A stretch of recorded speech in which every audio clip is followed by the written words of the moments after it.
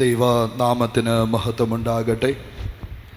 അനുഗ്രഹീതമായ ഈ സന്ധ്യാസമയത്ത് വീണ്ടും ഈ ദേശത്തിൻ്റെ മധ്യത്തിലായിരിക്കാൻ സ്വർഗം നമുക്ക് കൃപ ചെയ്തതോർത്ത് ദൈവത്തെ സ്തുതിക്കുന്നു. തിരുസന്നിധിയിൽ വന്ന നിമിഷം മുതൽ ഇതുവരെയും തൻ്റെ ദിവ്യമായ സാന്നിധ്യം ഈ ആലയത്തിലും പന്തലിലുമായി അലതല്ലുന്നതോർത്ത് ദൈവത്തെ സ്തുതിക്കുന്നു. ദൈവസന്നിധിയിൽ വന്ന നിമിഷം മുതൽ അനുഗ്രഹീതമായ ഗാനങ്ങൾ ആലപിച്ച് നമ്മുടെ ദൈവത്തെ ആത്മാവിൽ ആരാധിച്ച് സൗഖ്യവും വിടുതലും അനുഭവമാക്കുവാനും ജീവിതത്തിൽ ദൈവം ചെയ്തതായ അനുഗ്രഹീതമായ അത്ഭുതങ്ങളെ വർണ്ണിച്ചതായ മനോഹരമായ ഒരനുഭവ സാക്ഷ്യവും കേൾക്കുവാനിടയായി തീർന്നല്ലോ. തുടർന്നും ദൈവ സാന്നിധ്യത്തിൽ നമുക്ക് തിരുസന്നിധിയിലായിരിക്കാം. കഴിഞ്ഞ രാത്രിയിലും പരിശുദ്ധാത്മാവ് വ്യക്തവും ശക്തവുമായി തൻ്റെ ദിവ്യമായ ആലോചന നമുക്ക് തന്നതോർത്ത് ദൈവത്തെ സ്തുതിക്കുന്നു. നമ്മുടെ കർത്താവായ യേശു ക്രിസ്തുവിനെ നോക്കുക എന്നുള്ള വിഷയത്തെ ആസ്പദമാക്കി ക്രൂശിനെ സഹിച്ച, ക്രൂശിനെ വഹിച്ചതായ, ജയം കൈവരിച്ച യേശുവിനെ ആത്മാവിൽ വരച്ചു കാട്ടുവാൻ കൃപ ചെയ്തല്ലോ. ശരീരത്തിലും പ്രാണനിലും താൻ സഹിച്ചതായ പാടുകൾ, അത് നമ്മുടെ പാപം, ശാപം, രോഗം ഇവ വഹിച്ചുവെന്നും താൻ ദൈവ സിംഹാസനത്തിൻ്റെ വലത് ഭാഗത്തിരിക്കുന്നുവെന്നും തന്നെ പോലെ ജയിക്കുന്നവൻ, യേശുവിനെ പോലെ ജയിക്കുന്നവൻ നിശ്ചയമായിട്ടും ആ ജയസിംഹാസനത്തിൽ എത്തിച്ചേരുമെന്നുള്ളതായ അനുഗ്രഹീതമായ സന്ദേശത്താൽ നമ്മുടെ ജീവിതത്തിൽ രൂപാന്തരം വരുത്തുവാൻ കൃപ ചെയ്തതോർത്ത് ദൈവത്തെ സ്തുതിക്കുന്നു. നമ്മുടെ കർത്താവായ യേശു ക്രിസ്തുവിനെ നോക്കുമ്പോൾ കർത്താവായ യേശു ക്രിസ്തുവിൽ കണ്ടെത്തുവാൻ കഴിയുന്നതായ ഒരനുഗ്രഹിക്കപ്പെട്ട അനുഭവത്തെ പറ്റി പരിശുദ്ധാത്മാവ് നമ്മുടെ മധ്യേ ശക്തമായി ഇടപെട്ടപ്പോൾ നമുക്ക് ശ്രവിക്കുവാനിടയായി തീർന്നു. അത് നമ്മുടെ കർത്താവായ യേശു ക്രിസ്തുവിലുള്ളതായ സ്വാതന്ത്ര്യമാണെന്ന് അത് നമുക്ക് ഒന്നും കൂടെ ചിന്തിക്കുവാനിടയായി തീരുന്നു. ദൈവത്തിൻ്റെ സ്തോത്രം. ഇന്ന് രാത്രികാലം കർത്താവായ യേശു ക്രിസ്തുവിലൂടെ നമുക്ക് ലഭിക്കുന്നതായ സ്വാതന്ത്ര്യത്തെപ്പറ്റി അല്പമായി ചിന്തിച്ച് ഞാൻ എൻ്റെ ഭാഗം അവസാനിപ്പിക്കുവാൻ ആഗ്രഹിക്കുകയാണ്. ആധാരമായി യോഹന്നാൻ്റെ സുവിശേഷം 8-ാം അധ്യായം, യോഹന്നാൻ്റെ സുവിശേഷം 8-ാം അധ്യായം അതിൻ്റെ 36-ാം വാക്യം വായിക്കാം. പുത്രൻ നിങ്ങൾക്ക് സ്വാതന്ത്ര്യം വരുത്തിയാൽ നിങ്ങൾ സാക്ഷാൽ സ്വതന്ത്രരാകും. ദൈവനാമത്തിന് മഹത്വമുണ്ടാകട്ടെ. ഈ അനുഗ്രഹിക്കപ്പെട്ട വചനം ഈ രാത്രിയിൽ പല ആവർത്തി ഈ ആലയത്തിൽ മുഴങ്ങിക്കൊണ്ടിരിക്കുന്നതോർത്ത് ദൈവത്തെ സ്തുതിക്കുന്നു. ദൈവവചനം വീണ്ടും വീണ്ടും നമ്മളോട് ഹൃദ്യമായി ഇടപെടുന്നെങ്കിൽ വചനം നമ്മുടെ അടുക്കൽ തിരുവചനത്തിൻ്റെ വാക്കുകൾ പോലെ, അത് പാറയെ അടിക്കുന്ന ചുറ്റിക പോലെ നമ്മളോട് വീണ്ടും വീണ്ടും ശക്തമായി നമ്മോട് സ്പർശിച്ചു കൊണ്ടിരിക്കുന്നല്ലോ. ഇന്ന് രാത്രികാലം വിവിധമായ തലങ്ങളിൽ സ്വാതന്ത്ര്യമില്ലാതെ ദൈവസന്നിധിയിൽ അത് കടന്നു വന്നിരിക്കുന്ന നമുക്ക് സർവശക്തനായ ദൈവം സ്വാതന്ത്ര്യം അരുളി ചെയ്യട്ടെ. ദൈവത്തിന് സ്തോത്രം. മനുഷ്യ ജീവിതത്തിൽ ഏറ്റവും അത്യന്താപേക്ഷിതമായ ഒരു ഘടകമാണല്ലോ സ്വാതന്ത്ര്യം എന്നുള്ളത്. സ്വാതന്ത്ര്യം എന്നുള്ള പദത്തിന് വിവിധ ഭാഷകളിൽ നിന്നുള്ളതായ അർത്ഥങ്ങൾ ചേർത്ത് ഒരു വിവർത്തനം ഇപ്രകാരമാണ് കണ്ടെത്തുവാൻ കഴിഞ്ഞിട്ടുള്ളത്. ഒരു വ്യക്തിയുടെ രഹസ്യവും പരസ്യവുമായ ജീവിതത്തിൽ ഭയം, വേദന, അടിമത്വം, ആകുല ചിന്ത, അസമാധാനം, അസന്തുഷ്ടി, അനീതി തുടങ്ങിയവയില്ലാതെ ജീവിക്കുന്ന അവസ്ഥയാണ് സ്വാതന്ത്ര്യം. ആ വാക്കുകൾ ആവർത്തിക്കട്ടെ. ഒരു വ്യക്തിയുടെ ജീവിതത്തിൽ രഹസ്യവും പരസ്യവുമായ അവൻ്റെ ജീവിതത്തിൽ ഭയം, വേദന, അടിമത്വം, ആകുല ചിന്ത, അസമാധാനം, അസന്തുഷ്ടി, അനീതി തുടങ്ങിയവയില്ലാതെ ജീവിക്കുന്ന അവസ്ഥയാണ് സ്വാതന്ത്ര്യമെന്ന് പറയുന്നത്. സ്വാതന്ത്ര്യത്തിനൊരു ധർമ്മമുണ്ട്. സ്വാതന്ത്ര്യത്തിൻ്റെ ധർമ്മത്തെപ്പറ്റി പ്രസിദ്ധനായ ഒരു സാഹിത്യകാരൻ ടോണി മോറിസൺ എന്ന് പറയുന്ന വ്യക്തി ഇപ്രകാരം എഴുതുവാനിടയായി തീർന്നു: മറ്റുള്ളവരെ സ്വതന്ത്രരാക്കുക, അല്ലെങ്കിൽ മോചിപ്പിക്കുക എന്നുള്ളതാണ് സ്വാതന്ത്ര്യത്തിൻ്റെ ധർമ്മം. പ്രിയ ദൈവമക്കളെ, മാത്രമല്ല ലോകത്തിലുടനീളം അനേകം പേർ സ്വാതന്ത്ര്യകാംക്ഷികളായി വിവിധ പശ്ചാത്തലത്തിലിരിക്കുന്നവർക്ക് സ്വാതന്ത്ര്യം നേടിക്കൊടുക്കേണ്ടതിന് വേണ്ടി ശക്തമായി പ്രവർത്തിക്കുവാനിടയായി. അതോട് ചേർന്ന് തന്നെ അവരുടെ തത്വങ്ങളും ആശയങ്ങളും ലോകത്തോട് അവർ പങ്കുവെച്ചു. അനേക തത്വങ്ങൾ നമുക്ക് ലോകത്തിൽ കാണുവാനും കേൾക്കുവാനും കഴിയുന്നുണ്ട്. അതിൽ ഒരു ചിന്തകൻ ഇപ്രകാരം എഴുതുവാനിടയായി. ഒരു ചോദ്യമാണ് താൻ ഒന്നാമതായി ചോദിച്ചത്. ആ ചോദ്യം ഇപ്രകാരമാണ്: യഥാർത്ഥ സ്വാതന്ത്ര്യം എന്ത്? അത് എവിടെ നിലനിൽക്കും? എന്നാൽ ആ ചിന്തകന് സ്വാതന്ത്ര്യം നിലനിൽക്കുന്ന ഇടം കണ്ടെത്തുവാൻ കഴിഞ്ഞു. എന്നാലോ യഥാർത്ഥ സ്വാതന്ത്ര്യം എന്തെന്ന് തനിക്ക് അതേ പറയുവാൻ കഴിഞ്ഞില്ല, അല്ലെങ്കിൽ കണ്ടെത്തുവാൻ കഴിഞ്ഞില്ല. താൻ കണ്ടെത്തിയതായ ആ ഒരു അറിവ്, എവിടെയാണ് ഈ സ്വാതന്ത്ര്യം നിലനിൽക്കുന്നത് എന്നുള്ള ചോദ്യത്തിന് തനിക്കൊരു മറുപടി കിട്ടി. അതിപ്രകാരമായിരുന്നു: എവിടെ സ്വയം വഞ്ചിക്കപ്പെടാത്ത ഒരു മനസ്സുണ്ടോ, ആ മനസ്സിലാണ് യഥാർത്ഥ സ്വാതന്ത്ര്യം നിലനിൽക്കുന്നത്. ദൈവത്തിന് സ്തോത്രം. യഥാർത്ഥ സ്വാതന്ത്ര്യം എന്ന് പറയുന്നത് അതേ ഈ ലോകത്തിൻ്റെ അധിപതിയായ സാത്താനാൽ വഞ്ചിക്കപ്പെടാതെ ഒരുവന് തൻ്റെ മനസ്സിനെ നിയന്ത്രിച്ച് നിർത്തുവാൻ കഴിയുന്നെങ്കിൽ അതാണ് യഥാർത്ഥ സ്വാതന്ത്ര്യം എന്ന് പറയുന്നത്. അപ്പോൾ അവിടെ ഒരു ചോദ്യം ബാക്കി നിൽക്കുന്നു: എന്താണ് യഥാർത്ഥ സ്വാതന്ത്ര്യം? പരിശുദ്ധാത്മാവിൻ്റെ ശക്തിയാൽ നാം നിറയപ്പെട്ടപ്പോൾ നമുക്കതിൻ്റെ മറുപടി ലഭിക്കുവാനിടയായി. സത്യം അതേ നിങ്ങളെ സ്വതന്ത്രരാക്കും.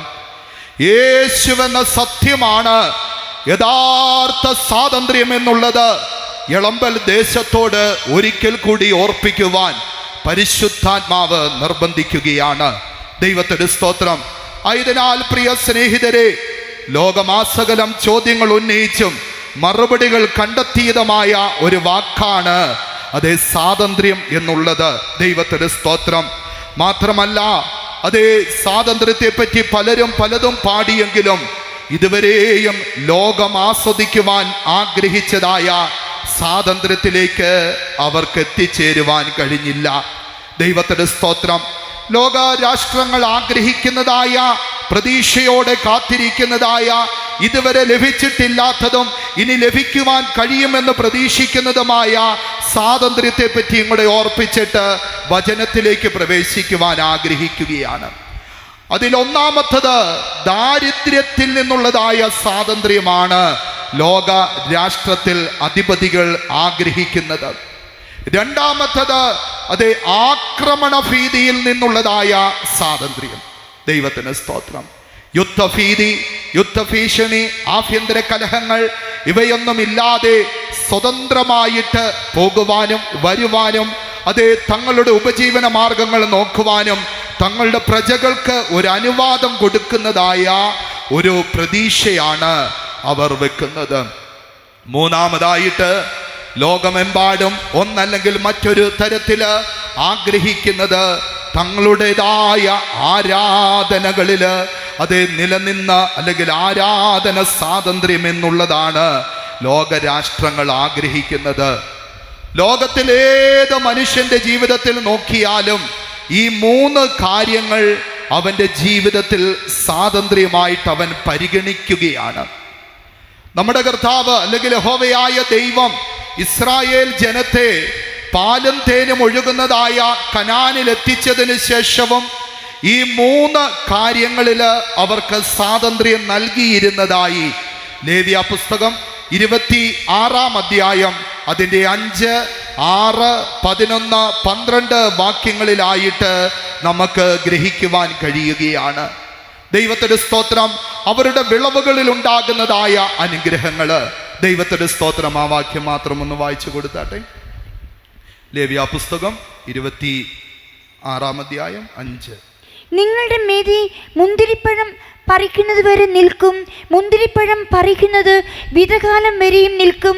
നിങ്ങൾ തൃപ്തരായി അഹോവൃത്തി കഴിച്ച് നോക്കുക, ദാരിദ്ര്യമില്ലാതെ അഹോവൃത്തി കഴിക്കുന്നതായ ഒരു അനുഗ്രഹിക്കപ്പെട്ട അനുഭവം അത് തൻ്റെ ജനമായ ഇസ്രായേലിന് പാലും തേനും ഒഴുകുന്നതായ ദേശം അവകാശമാക്കി കൊടുക്കുമ്പോൾ യഹോവയായ ദൈവം അത് ദാനമായി കൊടുത്തെന്ന് നമുക്ക് കാണുവാൻ കഴിയുകയാണ്. അടുത്ത വചനങ്ങളിലേക്ക് വരുമ്പോൾ വായിക്കാം. നിങ്ങൾ തൃപ്തരായി അഹോവൃത്തി കഴിച്ച് ദേശത്ത് നിർഭയം വസിക്കും. നോക്കുക, ആക്രമണ ഭീതിയില്ലാത്തതായ ഒരു ജീവിതം, ദേശത്ത് നിർഭയം വസിക്കുന്നതായ ഒരനുഭവം. ഭക്തനായ ഇയ്യോബിന്റെ ജീവിതത്തിൽ സ്നേഹിതന്മാർ പറഞ്ഞതായ വാക്കും അത് തന്നെയാണ്. നീ ചുറ്റും നോക്കി നിർഭയമായി വസിക്കും. പ്രവാചകന്മാരും ആ വാക്കുകൾ എടുത്തെഴുതുവാനിടയായി തീർന്നല്ലോ. ദൈവത്തിന്റെ സ്തോത്രം. യെശയ്യാ പ്രവചനത്തിലും ആ വചനം അത് നിർഭയ വസതികളിൽ എൻ്റെ ജനം പാർക്കുമെന്നുള്ളതായ ഒരു ഉറപ്പ് കൊടുത്തിട്ടുണ്ട്. ദൈവത്തിന്റെ സ്തോത്രം. മാത്രമല്ല, കാട്ടുമൃഗങ്ങൾ പെരുകിക്കൊണ്ട് കാട്ടുമൃഗങ്ങൾ മനുഷ്യന്റെ സ്വാതന്ത്ര്യത്തെ ഹനിക്കുന്നതായ ഈ കാലഘട്ടങ്ങളിൽ ദൈവവചനം കൊടുത്തിരിക്കുന്നതായ വ്യക്തവും ശക്തവുമായ ഒരു സ്വാതന്ത്ര്യത്തെ പറ്റിയും അതേ വചനങ്ങളിൽ നമുക്ക് കാണുവാൻ കഴിയുന്നുണ്ട്. ദൈവത്തിന് സ്തോത്രം. ആ വാക്യം, ഞാൻ ദേശത്ത് സമാധാനം തരും. ഞാൻ ദേശത്ത് സമാധാനം തരും. നിങ്ങൾ കിടക്കും. ആരും നിങ്ങളെ ഭയപ്പെടുത്തുകയില്ല. ഞാൻ ദേശത്ത് നിന്ന് ദുഷ്ടമൃഗങ്ങളെ നീക്കിക്കളയും. വാൾ നിങ്ങളുടെ ദേശത്ത് കൂടി നിങ്ങളുടെ ദേശത്ത് കടക്കയില്ല. പ്രിയ ദൈവമക്കളെ, ലോകരാഷ്ട്രങ്ങൾ ആഗ്രഹിക്കുന്നതായ, ലോകരാഷ്ട്രങ്ങൾ ഇച്ഛിക്കുന്നതായ, അവരിന്നും പ്രതീക്ഷിച്ച് കാത്തിരിക്കുന്നതായ സ്വാതന്ത്ര്യങ്ങൾ നമ്മളിപ്പോൾ വായിച്ച വചനങ്ങളിൽ നിന്ന് കാണുവാൻ കഴിയുന്നു. ദൈവത്തിന്റെ സ്തോത്രം. മാത്രമല്ല, ഒരാരാധന സ്വാതന്ത്ര്യവും അവർക്ക് ദാനമായി കൊടുത്തു. ഞാൻ എപ്പോഴും നിങ്ങളോടുകൂടെ സഞ്ചരിച്ചു കൊണ്ടിരിക്കുമെന്ന് യഹോവയായ ദൈവം ഇസ്രായേലിന് വ്യക്തമായി അവർക്ക് ലഭിക്കുന്ന ദേശത്തെ അവകാശമാക്കുമ്പോൾ വാഗ്ദത്തമായി കൊടുത്തു. ഞാൻ നിങ്ങളുടെ ഇടയിൽ സഞ്ചരിച്ചു കൊണ്ടിരിക്കും. ഞാൻ നിങ്ങൾക്ക് ദൈവവും നിങ്ങൾ എനിക്ക് ജനവുമായിരിക്കുമെന്ന് അവിടെ ഉറപ്പാക്കി കൊടുക്കുകയാണ്. അപ്പോൾ പ്രിയ ദൈവമക്കളെ, ലോകരാഷ്ട്രങ്ങൾ ആഗ്രഹിക്കുന്നതായ ഈ സ്വാതന്ത്ര്യങ്ങളെല്ലാം തന്നെ വാഗ്ദത്ത ദേശത്ത് ഇസ്രായേൽ ജനത്തിന് അവകാശമാക്കുവാൻ ഇടയായി തീർന്നു. ഇന്ന് രാത്രികാലം നമ്മുടെ കർത്താവായ യേശുക്രിസ്തുവിലൂടെ നമുക്ക് ലഭിക്കുന്നതായ സ്വാതന്ത്ര്യത്തിലേക്ക് ഒരല്പസമയം നമ്മുടെ ശ്രദ്ധയെ തിരിക്കാം. റോമർക്കെഴുതിയ ലേഖനം 8-ാം അധ്യായം അതിൻ്റെ 2-ാം വാക്യത്തിലേക്ക് വരുമ്പോൾ അവിടെ 2 വിധമായ സ്വാതന്ത്ര്യത്തെ പറ്റി എടുത്ത് ഓർപ്പിച്ചിട്ടുണ്ട്. ദൈവത്തിന്റെ സ്തോത്രം. ജീവന്റെ ആത്മാവിന്റെ പ്രമാണം എനിക്ക് പാപത്തിന്റെയും മരണത്തിന്റെയും പ്രമാണത്തിൽ നിന്ന് ക്രിസ്തു യേശുവിൽ സ്വാതന്ത്ര്യം വരുത്തിയിരിക്കുന്നു. സ്തോത്രം. ജീവന്റെ ആത്മാവിന്റെ പ്രമാണം എനിക്ക് പാപത്തിന്റെ പ്രമാണത്തിൽ നിന്നും അതുപോലെ മരണത്തിന്റെ പ്രമാണത്തിൽ നിന്നും എനിക്ക് സ്വാതന്ത്ര്യം വരുത്തിയിരിക്കുന്നുവെന്ന് അവിടെ വിശുദ്ധ പൗലോസ് ഓർപ്പിക്കുകയാണ്. ദൈവത്തിന് സ്തോത്രം. അപ്പോൾ പാപത്തിന്റെ പ്രമാണത്തിൽ നിന്നുള്ളതായ സ്വാതന്ത്ര്യം അതേ ഇന്ന് രാത്രികാലം ഈ ദേശത്തിന് സ്വർഗം ദാനമായി കൊടുക്കുകയാണ്. മാത്രമല്ല, ഇവിടെ ആയിരിക്കുന്ന പരിശുദ്ധാത്മാഭിഷേകം പ്രാപിച്ച് കർത്താവിന്റെ രാജ്യത്തിലേക്ക് നോക്കിക്കൊണ്ട് ഓടുന്നതായ പ്രിയ ദൈവമക്കളെ, നമുക്ക് പാപത്തിന്റെ പ്രമാണത്തിൽ നിന്നുള്ളതായ സ്വാതന്ത്ര്യം നമ്മുടെ കർത്താവ് വരുത്തി കഴിഞ്ഞുവെന്നുള്ളത് നമുക്ക് പൂർണ്ണമായും വിശ്വസിക്കാം. ദൈവത്തിന് സ്തോത്രം. ഇവിടെ പരാമർശിച്ചിട്ടുള്ളതായ വാക്കുകളിൽ നിന്ന് നാം പരിശോധിക്കുമ്പോൾ ഒന്നാമതായിട്ട് പാപത്തിന്റെ പ്രമാണത്തിൽ നിന്നുള്ളതായ ഒരു സ്വാതന്ത്ര്യം തരികയാണ്. എന്താണ് പാപത്തിന്റെ പ്രമാണം? പാപത്തിന്റെ പ്രമാണം എന്താണ് നമ്മളോട് ചെയ്യുന്നത്? നമുക്കറിയാം, ഭൂമിയിൽ നമ്മൾ ഏതെങ്കിലും ഖരപദാർത്ഥം അല്ലെങ്കിൽ ഒരു കല്ലെടുത്ത് ഉയരത്തിലേക്ക് വലിച്ചെറിഞ്ഞു കഴിഞ്ഞാൽ അത് ഭൂമിയുടെ ഗുരുത്വാകർഷണ ബലത്താൽ അത് തിരികെ ഭൂമിയിലേക്ക് വന്ന് പതിക്കും. എത്ര ശക്തിയോടെ അത് വലിച്ചെറിഞ്ഞാലും, അത് എത്ര ഉയരത്തിലേക്ക് ഉയർന്നാലും നിശ്ചിത സമയത്തിനുള്ളിൽ അത് താഴേക്ക് വരും. ദൈവത്തിന് സ്തോത്രം. ഇതുപോലെ തന്നെയാണ് മനുഷ്യൻ ചെയ്യുന്നതായ ഏതൊരു പ്രവൃത്തിയും ഒടുവിലായിട്ട് പാപത്തിലേക്ക് വന്ന് പതിക്കുകയാണ്, അല്ലെങ്കിൽ പാപത്തിന്റെ പ്രമാണത്തിലേക്ക് വന്ന് പതിക്കുകയാണ്. ദൈവത്തിന് സ്തോത്രം.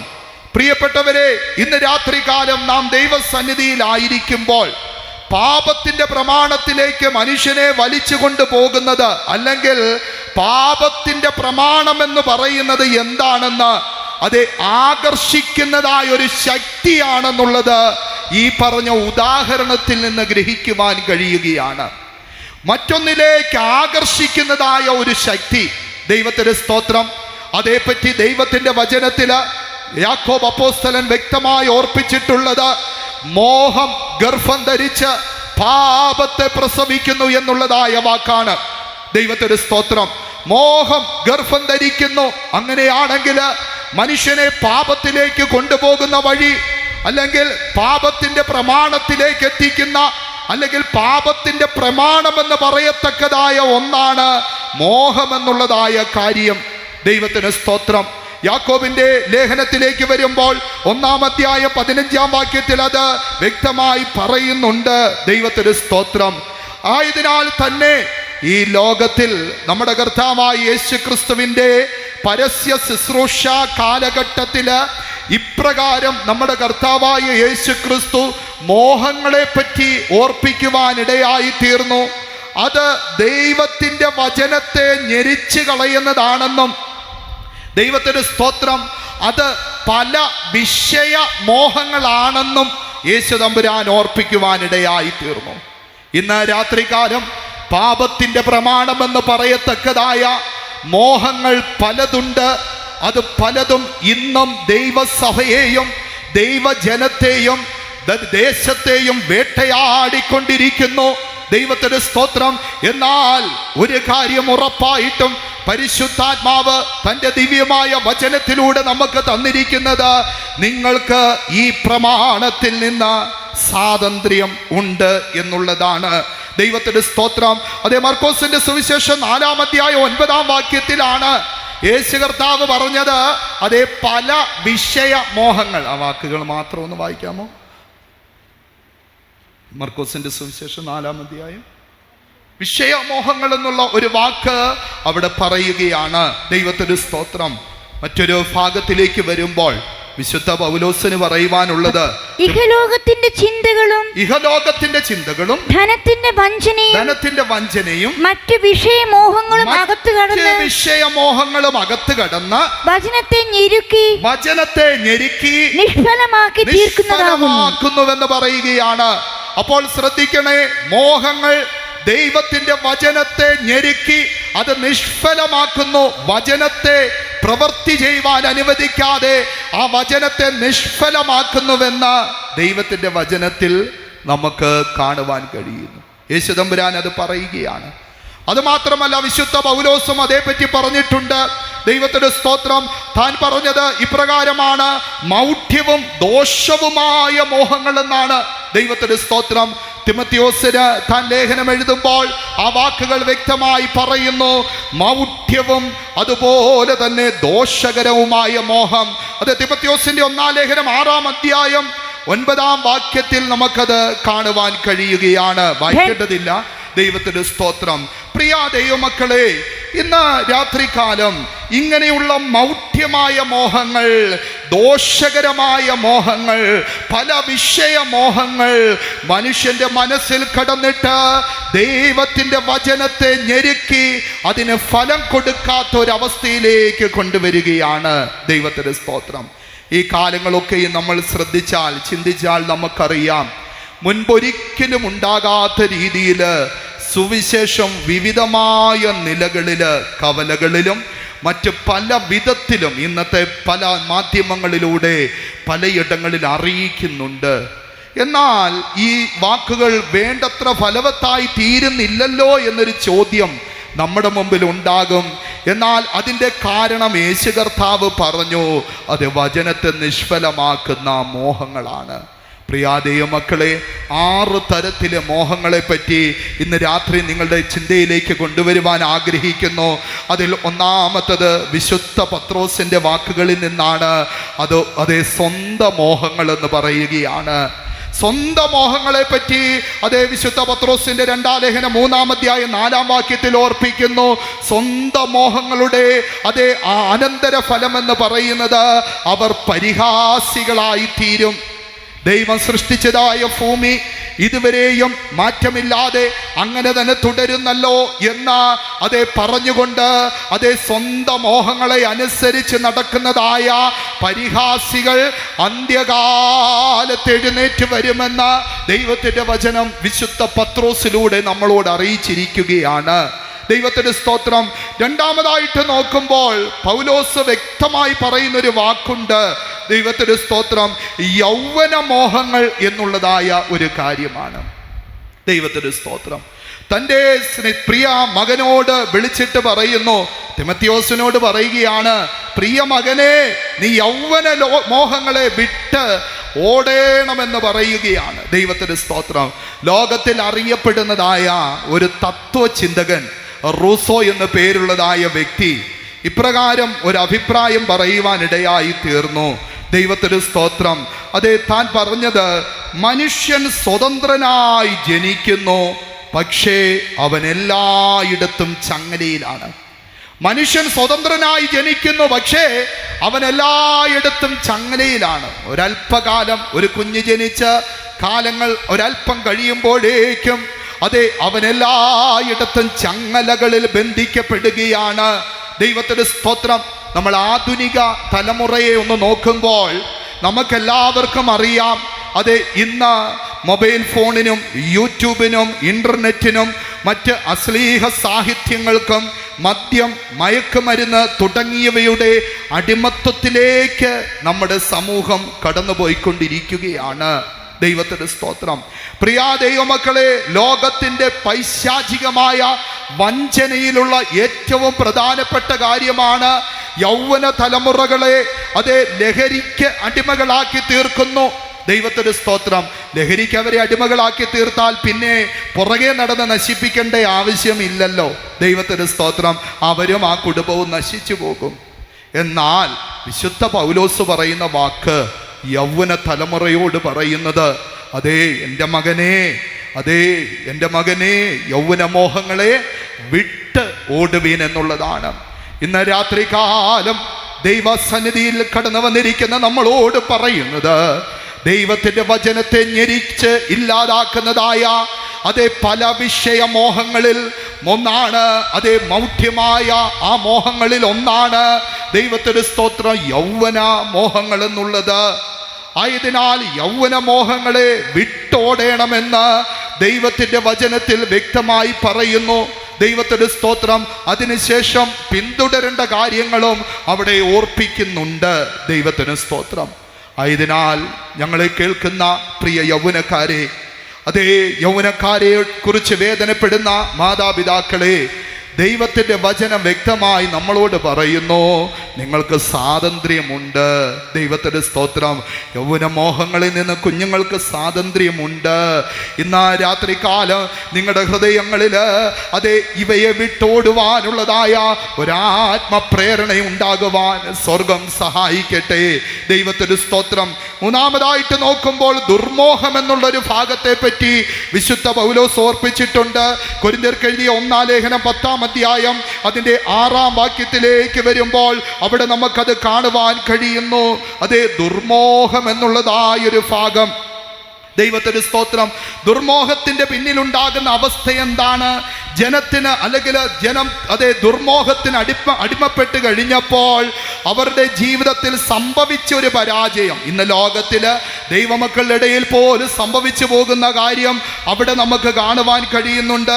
കൊരിന്ത്യർക്ക് എഴുതിയ 1-ാം ലേഖനം 10-ാം അധ്യായം 6-ാം വാക്യം ഒന്ന് വായിച്ച് കേൾപ്പിച്ചാട്ടെ. അവർ മോഹിച്ചതുപോലെ നാമും ദുർമോഹികളാകാതിരിക്കേണ്ടതിന് തന്നെ. ദൈവത്തിന്റെ സ്തോത്രം. താഴോട്ട് വരുമ്പോൾ ജനം തിന്നുവാനും കുടിപ്പാനും ഇരുന്നു കളിപ്പാൻ എഴുന്നേറ്റു. പ്രിയ ദൈവമക്കളെ, മനുഷ്യന്റെ ജീവിതത്തിൽ വന്നു ചേർന്നതായ ആത്മീക പരാജയത്തെ പറ്റി നമുക്കിത് കാണുവാൻ കഴിയുന്നു. ഇന്ന് ലോകത്തിൽ സംഭവിക്കുന്നത് അത് തന്നെയല്ലേ? തിന്നുക, കുടിക്കുക, അതിനുശേഷം എന്ത് കാര്യവും സാഹസ പ്രവർത്തികളില് മനുഷ്യർ ഏർപ്പെടുന്നതായ ഒരവസ്ഥയിലേക്ക് വരികയാണ്. മുൻപും പിൻപും ചിന്തിക്കാതെ ചെയ്യുന്ന പ്രവർത്തികളാണല്ലോ അത് സാഹസ പ്രവർത്തികൾ. അത് ഇന്ന് ലോകത്തിൽ മനുഷ്യന്റെ ജീവിതത്തിൽ അവൻ്റെ സന്തത സഹചാരിയായി മാറുന്നു. കാരണം അവർ ദുർമോഹികളായി തീരുകയാണ്. വിശുദ്ധ പത്രോസ് അതേപറ്റി ചില കാര്യങ്ങൾ വ്യക്തമായി ഓർപ്പിച്ചിട്ടുണ്ട്. ദൈവത്തിന് സ്തോത്രം. അവർ ചെയ്യുന്നതായ അല്ലെങ്കിൽ ആ അവസ്ഥയിലേക്ക് മനുഷ്യരെ തള്ളിക്കളയുന്നതായ വിവിധമായ അനുഭവങ്ങളെ പറ്റിയാണ് അവിടെ പറഞ്ഞിട്ടുള്ളത്. ദൈവത്തിന് സ്തോത്രം. തങ്ങളെ വിലയ്ക്ക് വാങ്ങിയ നാഥനെ തള്ളി പറഞ്ഞുകൊണ്ട് തങ്ങൾക്ക് തന്നെ ശീഘ്രനാശം വരുത്തുന്നതായ ദുർമോഹികളായ മനുഷ്യരെ ഇവിടെ എടുത്തു പറയുകയാണ്. മാത്രമല്ല അവരുടെ ദുഷ്കാമ പ്രവർത്തികളെ പലരും അതെ അനുകരിക്കുമെന്ന് അവിടെ ഓർപ്പിക്കപ്പെടുന്നു. അതിനാൽ സത്യമാർഗവും ദുഷിക്കപ്പെടുന്നുവെന്ന് വേദനയോടെ വിശുദ്ധ പത്രോസ് അത് പറയുന്നു. ആയതിനാൽ പ്രിയ സ്നേഹിതരെ, അതേ ഇന്ന് രാത്രികാലം ദൈവവചനം കേൾക്കുന്ന ദൈവമക്കളെ, ദുർമോഹം നിങ്ങളിൽ ആർക്കും വരാതിരിപ്പാൻ സൂക്ഷിക്കണമെന്ന് വിശുദ്ധ പൗലോസ് ഓർപ്പിക്കുകയാണ്. അടുത്തതായിട്ട് പറഞ്ഞിരിക്കുന്നത് അജ്ഞാതകാലത്തിലെ മോഹങ്ങൾ. ദൈവത്തിന്റെ സ്തോത്രം. വിശുദ്ധ പത്രോസിന്റെ 1-ാം ലേഖനം 1-ാം അധ്യായം 14-ാം വാക്യത്തിൽ അത് കൊടുത്തിട്ടുണ്ട്. അജ്ഞാതകാലത്തിലെ മോഹങ്ങൾ. ദൈവത്തിന്റെ സ്തോത്രം. ഈ മോഹങ്ങൾ എങ്ങനെയാണ് മനുഷ്യനെ കൊണ്ടുപോകുന്നത്? അതിൻ്റെ 18-ാം വാക്യത്തിൽ പറഞ്ഞിരിക്കുന്നതാണ് അതിൻ്റെ ഉത്തരം. അജ്ഞാതകാലത്തിലെ മോഹമെന്ന് പറഞ്ഞാൽ വ്യർത്ഥവും പിതൃപാരമ്പര്യവുമായ നടപ്പിൽ നിന്ന്. ദൈവത്തിന് സ്തോത്രം. അതേ വ്യർത്ഥവും പിതൃപാരമ്പര്യവുമായ നടപ്പ്. ഈ നടപ്പിലൂടെ ഒരു വലിയ കൂട്ടം കടന്നു പോകുകയാണ്. അതിൻ്റെ ആധാരം മറ്റൊന്നുമല്ല, അജ്ഞാതകാലത്തിലെ മോഹം എന്ന് വെച്ചാൽ ചില പിതൃപാരമ്പര്യങ്ങളിൽ അവർ വിശ്വസിക്കുകയാണ്. തങ്ങൾ എങ്ങനെ ജീവിച്ചാലും അതേ അടുത്ത തലമുറയിൽ പെട്ടവരോ വേണ്ടപ്പെട്ടവരോ തങ്ങളുടെ മരണശേഷം എന്തെങ്കിലും അതേ ക്രിയകൾ ചെയ്ത് തങ്ങളെ സ്വർഗത്തിലേക്ക് കൊണ്ടുപോകും. അതുകൊണ്ട് തിന്നുക, കുടിക്കുക, നാളെ ചാകുമല്ലോ എന്നുള്ള പ്രമാണം അനുസരിച്ച് പിതൃപാരമ്പര്യങ്ങളിൽ ആശ്രയിച്ച് ഒരു വലിയ കൂട്ടം ഈ ദേശത്തുണ്ടെന്നുള്ളത് ആത്മാവിൽ പറഞ്ഞുകൊള്ളട്ടെ. ദൈവത്തിന്റെ സ്തോത്രം. അപ്പോൾ പ്രിയ ദൈവമക്കളെ, വ്യർത്ഥവും പിതൃപാരമ്പര്യവുമായ ആ നടപ്പ്, അതാണ് അജ്ഞാതകാലത്തിലെ നടപ്പ്. ചില ദിവസങ്ങൾക്ക് മുമ്പ് ഒരടക്ക ശുശ്രൂഷയിൽ ഇവിടെ ആയിരിക്കുന്ന വിശുദ്ധന്മാരിൽ ഒരാള് ഓർപ്പിക്കുവാനിടയായി തീർന്നു. പാരമ്പര്യ സഭകളെന്ന് പറയുന്നതായ ഒരു കൂട്ടം ഇന്ന് നമ്മുടെ ഇടയിലുണ്ട്.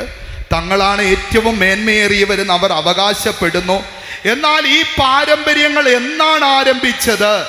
3-ാം നൂറ്റാണ്ട് മുതൽ നമ്മുടെ കർത്താവായ യേശു ക്രിസ്തു ഉയർത്തെഴുന്നേറ്റ് സഭയ്ക്ക് വേണ്ടുന്നതായ കാര്യങ്ങൾ ക്രമീകരിച്ച് കൊടുത്ത നാള് മുതൽ അല്ലെങ്കിൽ 3-ാം നൂറ്റാണ്ട് വരെ ഇല്ലാത്തതായ ചില അനാചാരങ്ങൾ അതേ പല പാരമ്പര്യ സഭകളിൽ വന്നു കയറിയിട്ട് 3-ാം നൂറ്റാണ്ട് മുതൽ അവർ ആചരിച്ചു വരുന്ന കാര്യങ്ങളാണ് ഇന്നും ആചരിച്ചു കൊണ്ടിരിക്കുന്നത്. എന്നിട്ട് ആ പറയുന്ന വാക്കെന്താണ്? ഞങ്ങളാണ് പാരമ്പര്യം, ഞങ്ങൾക്കാണ് പാരമ്പര്യം. എന്നാൽ സഭയെ ദൈവം സ്ഥാപിക്കുമ്പോൾ ഇല്ലാത്തതായ മൗഢ്യമായ പല കാര്യങ്ങളും ഉള്ളിൽ കടത്തിയിട്ട് അതേ പാരമ്പര്യമെന്ന് അവകാശപ്പെടുന്നത് അജ്ഞത കൊണ്ടല്ലേ? ദൈവത്തിന് സ്തോത്രം. അറിവില്ലായ്മ കൊണ്ടല്ലേ? ഇന്ന് രാത്രികാലം അങ്ങനെ ആരെങ്കിലും ഞങ്ങളുടെ ശബ്ദം കേൾക്കുന്നെങ്കിൽ ഞങ്ങൾക്ക് നിങ്ങളോട് പറയുവാനുള്ള ദൈവത്തിന്റെ ആലോചന ഇതാണ്.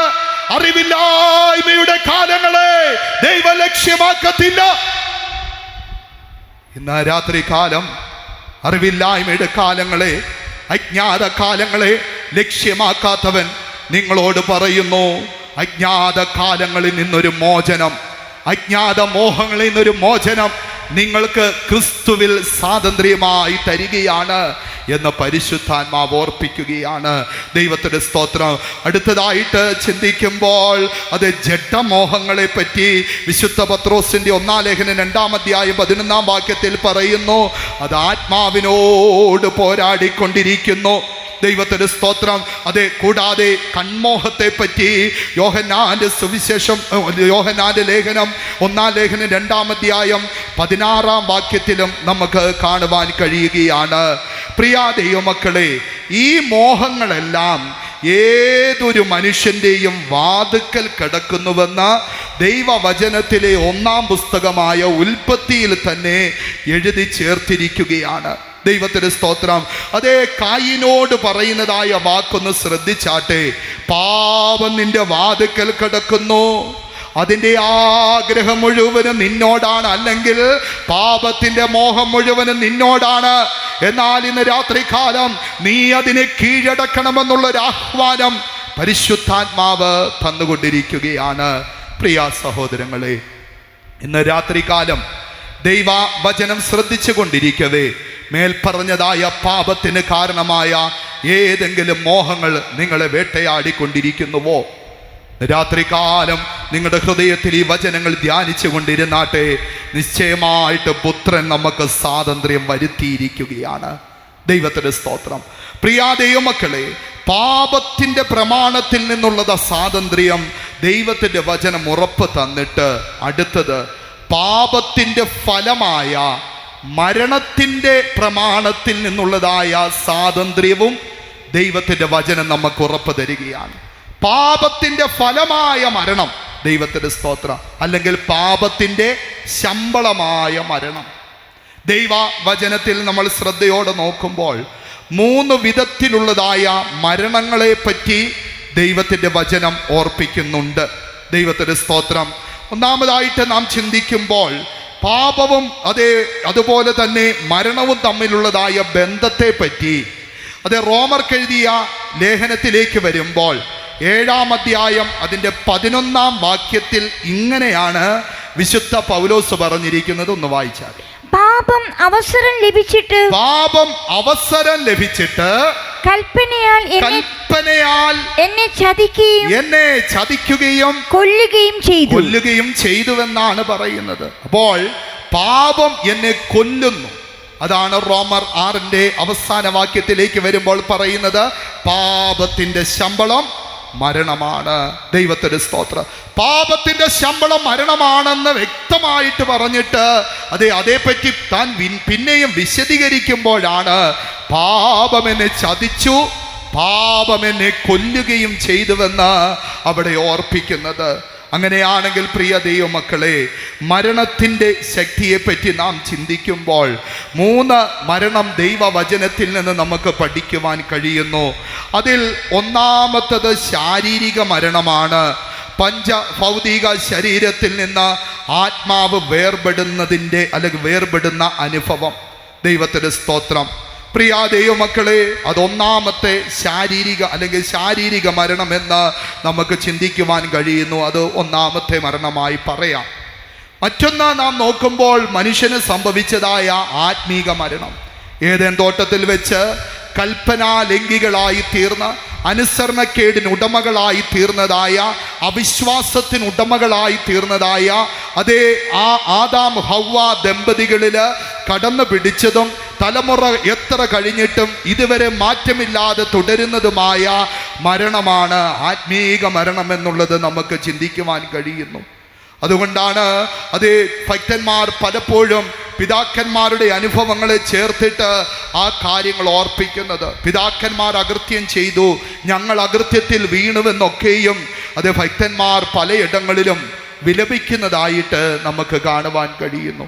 വിശുദ്ധ പൗലോസിന്റെ വാക്ക്, അതിക്രമങ്ങളാലും പാപങ്ങളാലും നിങ്ങൾ മരിച്ചവരായിരുന്നു എന്നുള്ളതാണ്. പ്രിയ ദൈവമക്കളെ, ഇന്ന് രാത്രികാലം ദൈവസന്നിധിയിലായിരിക്കുമ്പോൾ അല്ലെങ്കിൽ ഒരു ആത്മീക മരണത്തിലൂടെ കടന്നു പോകുന്ന ഒരവസ്ഥ നമുക്കുണ്ടായേക്കാം. വെളിപ്പാട് പുസ്തകത്തിലേക്ക് വരുമ്പോൾ സഭകൾക്ക് ദൂത് കൊടുക്കുമ്പോൾ യോഹന്നാനിലൂടെ കർത്താവായ യേശു ക്രിസ്തു ഓർപ്പിക്കുന്നത്, നിനക്ക് ജീവനുള്ളവൻ എന്ന പേരുണ്ടെങ്കിലോ ഇപ്പോൾ നീ മരിച്ചവനാണ്. ദൈവത്തിന്റെ സ്തോത്രം. ആത്മീക മരണം സംഭവിച്ചവൻ താൻ മരിച്ചുവെന്നറിയാതെ ജീവിക്കുമ്പോൾ ദൈവത്തിന്റെ വചനം വ്യക്തമായി ഓർപ്പിക്കുന്നു, അതെ, നീ മരിച്ചവനാണ്. അതുകൊണ്ട് ചാവാറായ ശേഷിപ്പുകളെ ശക്തീകരിക്ക.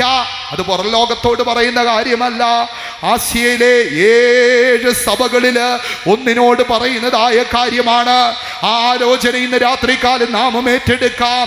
അതിക്രമങ്ങളാലും പാപങ്ങളാലും മരിച്ചിരുന്നതായ ആ അവസ്ഥയിൽ നിന്ന് നമുക്കിന്ന് ഒരു പുതുജീവൻ പ്രാപിക്കാം. മരണത്തിന്റെ ശക്തിയിൽ നിന്ന് ഒരു വിടുതൽ നമുക്ക് പ്രാപിക്കുവാൻ ഇടയായി തീരട്ടെ. ദൈവത്തിന് സ്തോത്രം.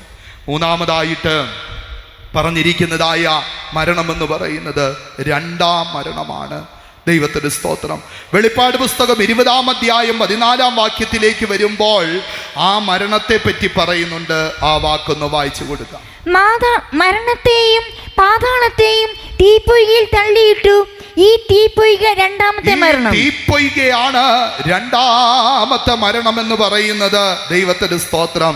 ഈ മരണത്തിലേക്ക് പോകുന്നതായ അല്ലെങ്കിൽ കൊണ്ടുപോകുന്നതായ ചില പ്രമാണങ്ങളെ പറ്റിയാണ് 21-ാം അധ്യായം 8-ാം വാക്യത്തിലേക്ക് വരുമ്പോൾ കാണുവാൻ കഴിയുന്നത്.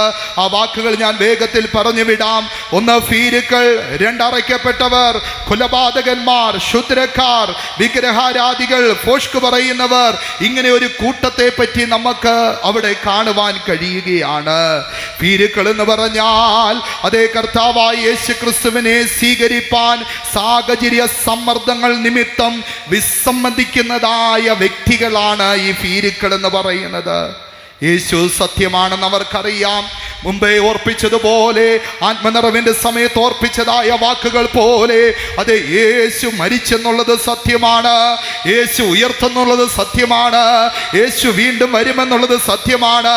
ഇതെല്ലാം അറിഞ്ഞിട്ട് യേശുവിനെ സ്വന്തം രക്ഷിതാവായി സ്വീകരിക്കുവാൻ കഴിയാതെ ഭയത്തിന്റെ ആത്മാവിന് ഇടം കൊടുത്ത് അതെ മറ്റുള്ളവരുടെ സമ്മർദ്ദങ്ങളിലേക്ക് വഴങ്ങി, ഓ, എന്നെ കൊണ്ട് യേശുവിനെ സ്വീകരിച്ചാൽ സമൂഹം എന്നെ തള്ളിക്കളയുമല്ലോ, ദേശത്തെ ജനം എന്നെ തള്ളിക്കളയുമല്ലോ എന്ന് പറഞ്ഞ് തങ്ങളെ തന്നെ വഞ്ചിക്കുന്നതായ ഈ വ്യക്തികളെയാണ് അതേ ഭീരുക്കൾ എന്ന് പറയുന്നത്.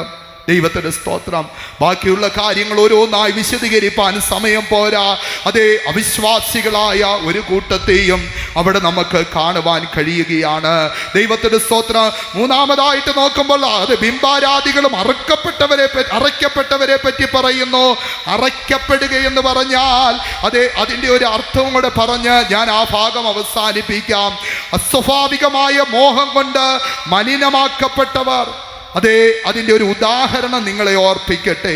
അസ്വഭാവമായ അല്ലെങ്കിൽ മോഹം കൊണ്ട് മലിനമാക്കുന്നതായ കൂട്ടത്തെയാണ് അറയ്ക്കപ്പെട്ടവരെന്ന് ദൈവത്തിൻ്റെ വചനത്തിൽ പറയുന്നത്. പ്രിയ ദൈവമക്കളെ, അവർ ആരാണ്? അതെ, ഇന്ന് ലോകത്തിൽ അതിനൊരു ബെസ്റ്റ് ഉദാഹരണം, പ്രധാന ഉദാഹരണം എന്ന് പറയുന്നത് പല ലോകരാഷ്ട്രങ്ങളും അതെ അംഗീകരിച്ചു കൊണ്ടിരിക്കുന്നതായ ദൈവത്തിന് സ്തോത്രം, സ്വർവർഗ വിവാഹം എന്നുള്ളതായ ഭയാനകമായ പാപമാണ്. അതേ, ദൈവത്തിന്റെ വചനത്തിൽ റോമർക്ക് എഴുതിയ ലേഖനത്തിൽ അത് ഓർപ്പിക്കുന്നു. ലജ്ജയായതിൽ അവർക്ക് മാനം തോന്നുന്നു. ദൈവത്തിന്റെ സ്തോത്രം. അതേ പഠിപ്പുണ്ടെന്നും അതുപോലെ വിവിധമായ നിലകളിൽ സ്വാതന്ത്ര്യമുണ്ടെന്നൊക്കെയും അവകാശപ്പെടുന്നതായ അതനേക ലോകരാഷ്ട്രങ്ങൾ ഇന്ന് നിയമത്താൽ ഇങ്ങനെയുള്ള കാര്യങ്ങൾക്ക് സാധുത വരുത്തുമ്പോൾ, പ്രിയ ദൈവമക്കളെ, ഒരു കൂട്ടം പേർ നരകത്തിലേക്ക്, 2ാം മരണത്തിലേക്കുള്ളതായ പ്രമാണത്തിൽ കീഴടങ്ങിക്കൊണ്ടിരിക്കുന്നുവെന്ന് ദൈവത്തിന്റെ വചനം ശക്തമായി ഓർപ്പിക്കുകയാണ്. ദൈവത്തിന്റെ സ്തോത്രം. വീണ്ടും കൊലപാതകന്മാരെ പറ്റി പറയുന്നു. അത് സഹോദരനെ പകയ്ക്കുന്നവൻ കൊലപാതകൻ എന്നുണ്ടല്ലോ. ദൈവത്തിന്റെ സ്തോത്രം. മാത്രമല്ല, വിഗ്രഹാരാധികൾ, ഫോഷ്ക് പറയുന്നവർ, ഫോഷ്ക് പ്രിയപ്പെടുന്നവർ, ഇവരെല്ലാം പുറത്താണെന്ന് വ്യക്തമായി ഓർപ്പിക്കുകയാണ്. പ്രിയ ദൈവമക്കളെ, ഒരുപക്ഷെ ഇത് കേട്ടുകൊണ്ടിരിക്കുവാൻ അത്രത്തോളം ആസ്വാദ്യമായിരിക്കുകയില്ല. എന്നാൽ ദൈവവചനം പറയുന്നതായ ഈ മഹത്വമേറിയ സത്യം ഇന്ന് രാത്രികാലം ഈ ദേശത്തോട് അറിയിക്കുന്നതിന്റെ പിന്നിലെ രഹസ്യം ഈ ആത്മാവിൽ നിന്നൊരു വിടുതലിന് മാർഗമുണ്ട്. ഈ ആത്മാവിൽ നിന്നൊരു വിടുതലിന് മാർഗമുണ്ട്. പാപത്തിന്റെയും മരണത്തിന്റെയും പ്രമാണത്തിൽ നിന്ന് മനുഷ്യർക്ക് വിടുതൽ കൊടുക്കുവാൻ കഴിയുന്ന ഏക പോംവഴി വിശുദ്ധ പൗലോസ് പറഞ്ഞിട്ടുള്ളതായ ജീവന്റെ പ്രമാണമാണ്. ജീവന്റെ ആത്മാവിന്റെ പ്രമാണമാണ്. ദൈവത്തിന്റെ സ്തോത്രം. പ്രിയ ദൈവമക്കളെ, ജീവന്റെ ആത്മാവിന്റെ പ്രമാണം അതൊന്ന് വിഭജിച്ച് നോക്കിയാൽ ജീവൻ അതുപോലെ തന്നെ ആത്മാവ്. നമ്മുടെ കർത്താവായ യേശു ക്രിസ്തുവാണ് ഇത് ആദ്യമേ അവകാശപ്പെട്ടിട്ടുള്ളത്. തൻ്റെ ശിഷ്യന്മാരോട് പറയുന്ന വാക്ക്, ഞാൻ നിങ്ങളോട് സംസാരിച്ച വചനം ജീവനും ആത്മാവുമായിരുന്നു. ദൈവത്തിന്റെ സ്തോത്രം. ഞാൻ നിങ്ങളോട് സംസാരിക്കുന്ന വചനം അത് ജീവനും ആത്മാവുമെന്ന ദൈവത്തിന്റെ വചനത്തിൽ പറയുന്നു. അപ്പോൾ ജീവന്റെ ആത്മാവിന്റെ പ്രമാണം ദൈവവചനത്തിന്റെ ശക്തിയാൽ പാതാളത്തിന്റെ അല്ലെങ്കിൽ മരണത്തിന്റെ, ദൈവത്തിന്റെ സ്തോത്രം, പാപത്തിന്റെ പ്രമാണത്തെ ജയിക്കുവാൻ കഴിയുമെന്ന് ഇന്ന് രാത്രികാലം ഞങ്ങൾ ഓർപ്പിക്കട്ടെ. ദൈവത്തിന്റെ സ്തോത്രം. പ്രിയ സഹോദരങ്ങളെ, ഞങ്ങളെ കേൾക്കുന്ന പ്രിയപ്പെട്ടവരെ, ജീവന്റെ ആത്മാവിന്റെ പ്രമാണം അത് ദൈവത്തിന്റെ വചനമാണ്. രണ്ടാമതായിട്ട് ചിന്തിക്കുമ്പോൾ നമ്മുടെ കർത്താവായ യേശു ക്രിസ്തു ദാനമായി സഭയ്ക്ക് നൽകിയതായ പരിശുദ്ധാത്മാവിന്റെ ശക്തിയാണ് ജീവൻ തരുന്ന ആത്മാവെന്ന് നമുക്ക് ഗ്രഹിക്കുവാൻ കഴിയുകയാണ്. ദൈവത്തിന്റെ സ്തോത്രം. പരിശുദ്ധാത്മാവിന്റെ ശക്തി അത് ജീവൻ തരുന്ന ആത്മാവാണെന്ന് ദൈവത്തിന്റെ വചനം വ്യക്തമായി നമ്മളെ ഓർപ്പിക്കുകയാണ്. ഇന്ന് രാത്രികാലം പ്രിയ ദൈവമക്കളെ, അതെ ഇവിടെ കൂടപ്പെട്ടിരിക്കുന്നതില് അതെ കർത്താവായ യേശു ക്രിസ്തുവിന്റെ അല്ലെങ്കിൽ യേശു ക്രിസ്തുവിലൂടെ അനുഭവമാക്കുവാൻ കഴിയുന്ന സ്വാതന്ത്ര്യത്തിന് കാരണമായ ഈ ജീവന്റെ ആത്മാവ് പ്രാപിച്ചിട്ടില്ലാത്തവരുണ്ടാകാം. അവർക്കൊരു ചോദ്യമുണ്ടായിരിക്കാം, ഇത് എപ്രകാരം പ്രാപിക്കുവാൻ കഴിയും? 1-ാം നൂറ്റാണ്ടിൽ സിഖ്യോൻ മാളികയിൽ പരിശുദ്ധാത്മാവിന്റെ ആ നൽവരങ്ങൾക്കും അഭിഷേകത്തിനും വേണ്ടി കാത്തിരുന്നതായ തൻ്റെ വിശുദ്ധന്മാരുടെ മേൽ കാത്തിരുന്ന 120 പേരുടെ മേൽ പരിശുദ്ധാത്മാവ് ശക്തമായി വ്യാപരിച്ചപ്പോൾ ആ ദേശത്തിന് ചുറ്റുവട്ടങ്ങളിൽ നിന്നതായ അനേകം പ്രിയപ്പെട്ടവർ വന്നിട്ട് ഒറ്റ ചോദ്യം ചോദിക്കുകയാണ്, ഞങ്ങൾ എന്ത് ചെയ്യേണ്ടു? ദൈവത്തിന്റെ സ്തോത്രം. ഞങ്ങൾ എന്ത് ചെയ്യേണ്ടു? ചെയ്യേണ്ട ഒറ്റ കാര്യം, വിശുദ്ധ പത്രോസ് എഴുന്നേറ്റ് നിന്ന് പ്രസംഗിക്കുവാനിടയായി. ആ വാക്യപ്രകാരമാണ്, ദേശമേ ജീവന്റെ ആത്മാവിന്റെ പ്രമാണത്തിലേക്ക് വരുവാൻ, ജീവന്റെ ശക്തിയിലേക്ക് വരുവാൻ, ജീവന്റെ ആത്മാവിന്റെ അനുഭവത്തിലേക്ക് വരുവാനുള്ള ഏക മാർഗം ദൈവത്തിന്റെ സ്തോത്രം കർത്താവായ യേശു ക്രിസ്തുവിൽ വിശ്വസിക്കുക. അതെ, മാനസാന്തരപ്പെടുക. നിങ്ങൾ മാനസാന്തരപ്പെട്ട് നിങ്ങളുടെ പാപങ്ങളുടെ മോചനത്തിനായി യേശു ക്രിസ്തുവിന്റെ നാമത്തിൽ സ്നാനമേൽപ്പീൻ, എന്നാൽ പരിശുദ്ധാത്മാവെന്ന ദാനം നിങ്ങൾക്ക് ലഭിക്കും. ഇതാണ് ഒറ്റ പോംവഴി, ജീവന്റെ ആത്മാവിനെ പ്രാപിക്കുക. ദേശമേ, നീ ഇന്നും പാപത്തിന്റെ കെടുതിയില്, പാപത്തിന്റെ ബന്ധനത്തിലായിരിക്കാം. അതേ, ഇളമ്പൽ ദേശത്തിന് 1 നൂറ്റാണ്ടിലപ്പുറമായിട്ട് ബെന്തക്കോസ്ത് സുവിശേഷകരിലൂടെയുള്ള സുവിശേഷ സത്യങ്ങൾ ശ്രവിച്ചുകൊണ്ടിരിക്കുന്ന ദേശമാണ്. ദൈവത്തിന്റെ സ്തോത്രം. അതേ, ഈ ദേശത്തിലെമ്പാട് സുവിശേഷത്തിന്റെ സത്യങ്ങൾ ശക്തമായി ധ്വനിച്ചിട്ടുണ്ട്. ദൈവത്തിന്റെ സ്തോത്രം. പ്രിയ ദൈവമക്കളെ, ഈ ദേശത്തിന് ചുറ്റുവട്ടങ്ങളില് നൂറ്റാണ്ടുകൾ കൊണ്ട് ധ്വനിച്ചു കേൾക്കുന്നതായ ഈ സത്യവചനത്തിന്റെ ആഴത്തിലേക്ക് നിങ്ങൾക്ക് വിശ്വസിക്കുവാൻ കഴിയാത്തത് അതിന്റെ കാരണം പ്രിയ ദൈവമക്കളെ, നിങ്ങളുടെ ഹൃദയത്തിൽ അതേ അകപ്പെട്ടിരിക്കുന്ന മോഹങ്ങളാണ്. ഇന്ന് രാത്രികാലം ഈ മോഹങ്ങളിൽ നിന്നൊരു വിടുതൽ ഉണ്ടാകട്ടെ. ഇപ്പോൾ ദൈവമക്കളായവരോടൊരു വാക്ക് ഓർപ്പിക്കട്ടെ. നമുക്ക് ഒരുമിച്ച് ദേശത്തിന്മേൽ പോരാടുന്നതായ അന്ധകാരത്തിന്റെ ശക്തിക്ക് നേരെ ഒന്ന് പോരാടാ. അഭിഷേകം പ്രാപിച്ചവർ ഇപ്പോൾ ഒരല്പസമയം ആത്മാവിലാകുവാനുള്ള സമയമാണ്. അതേ, മാത്രമല്ല എന്നെയും നിങ്ങളെയോ അതുപോലെ നമ്മുടെ തലമുറകളെയോ വേട്ടയാടിക്കൊണ്ടിരിക്കുന്നതായ യൗവന മോഹങ്ങളിൽ നിന്ന് ഒരു വിടുതൽ ഇന്ന് രാത്രി നേടുവാനിടയായി തീരട്ടെ.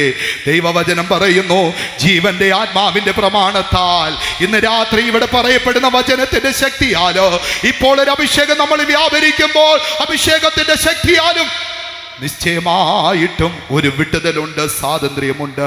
അഭിഷേകം പ്രാപിച്ചവർ ഒരു നിമിഷം ഒന്ന് അന്യഭാഷകളിൽ സംസാരിച്ചാട്ടെ. ദൈവത്തിന്റെ ആത്മാവ് ശക്തമായൊരു വിടുതൽ നമുക്ക് തരികയാണ്. പല മാതാപിതാക്കൾ തങ്ങളുടെ കുഞ്ഞുങ്ങളുടെ ജീവിതത്തിൽ നേരിടുന്നതായ അതേ വിവിധമായ അടിമത്വങ്ങളെ കണ്ടിട്ട് അവരകപ്പെട്ടിരിക്കുന്ന യൗവന മോഹങ്ങളിൽ നിന്ന് എങ്ങനെ അവരെ വിടുവിക്കുവാൻ കഴിയുമെന്ന് വളരെ വേദനയോടുകൂടെ ചിന്തിച്ചു കൊണ്ടിരിക്കുകയാണ്. എന്നാൽ ഇന്ന് ജീവന്റെ ആത്മാവിന്റെ പ്രമാണം നിന്നോട് പറയുന്നു, ദൈവവചനത്തിന്റെ സത്യം നിങ്ങളോട് പറയുന്നു, യഹോവ നീതിമാൻ, അവൻ ദുഷ്ടന്റെ കയറുകളെ അറുത്തു കളഞ്ഞിരിക്കുന്നു. നിങ്ങൾ ഇപ്പോൾ വിശ്വസിച്ചാട്ടെ, ഈ വാക്കുകളൊന്ന് ഏറ്റുപറഞ്ഞാട്ടെ. ജീവന്റെ വചനത്തിന്റെ ശക്തി ഇന്ന് രാത്രികാലം ഒരു സ്വാതന്ത്ര്യം, മരണത്തിന്റെ പ്രമാണത്തിൽ നിന്നുള്ളതായ സ്വാതന്ത്ര്യം, ഭീരുത്വത്തിൽ നിന്നുള്ളതായ സ്വാതന്ത്ര്യം, അവിശ്വാസത്തിൽ നിന്നുള്ളതായ സ്വാതന്ത്ര്യം, ദേശത്തെ മലിനപ്പെടുത്തുന്നതായ അറയ്ക്കപ്പെടുത്തുന്ന ആത്മാവിൽ നിന്ന് ഒരു സ്വാതന്ത്ര്യം ഇന്ന് രാത്രികാലം അതരങ്ങളെ ചലിപ്പിച്ചുകൊള്ളുക, ശബ്ദമുയർത്തിക്കൊള്ളുക. അഭിഷേകം പ്രാപിച്ചവരെ, ഞാൻ നിങ്ങളോ ജീവന്റെ ആത്മാവിന്റെ പ്രമാണത്തിന്റെ അതേ വാഹകരായിട്ടാണ് ഈ ദേശത്ത് വന്നിരിക്കുന്നത്. അത് ശക്തിയായി വ്യാപരിക്കട്ടെ, അഭിഷേകമായി വ്യാപരിക്കട്ടെ, കൃപയാതി വ്യാപരിക്കട്ടെ.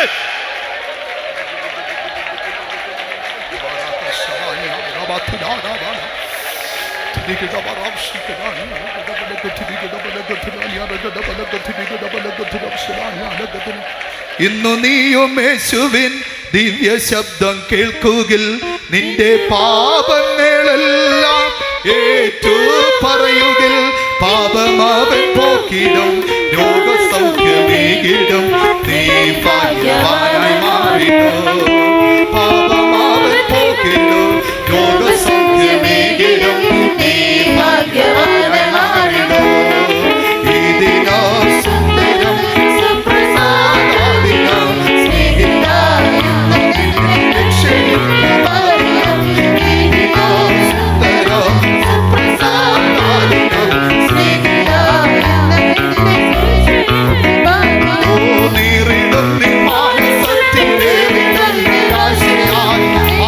ചതിക്കുടികളിൽ മോഹങ്ങളിൽ നിങ്ങൾക്കൊരു വിടുതലിന് രാത്രികാലം ശക്തമായി വാഗ്ദത്തം ചെയ്യുന്നു.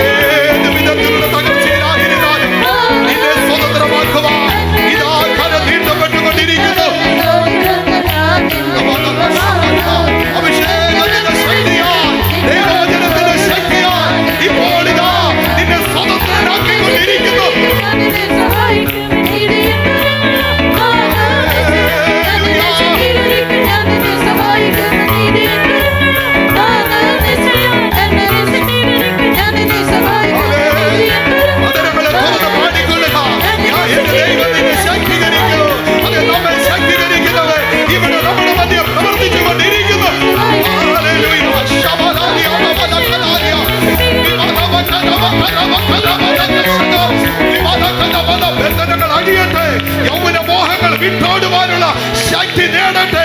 എല്ലാ ദുർമോഹത്തിൽ നിന്ന് സ്വാതന്ത്ര്യം ഉണ്ടാകട്ടെ. ഹല്ലേലൂയ.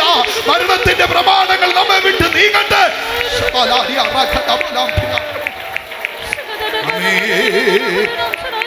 ഹല്ലേലൂയ.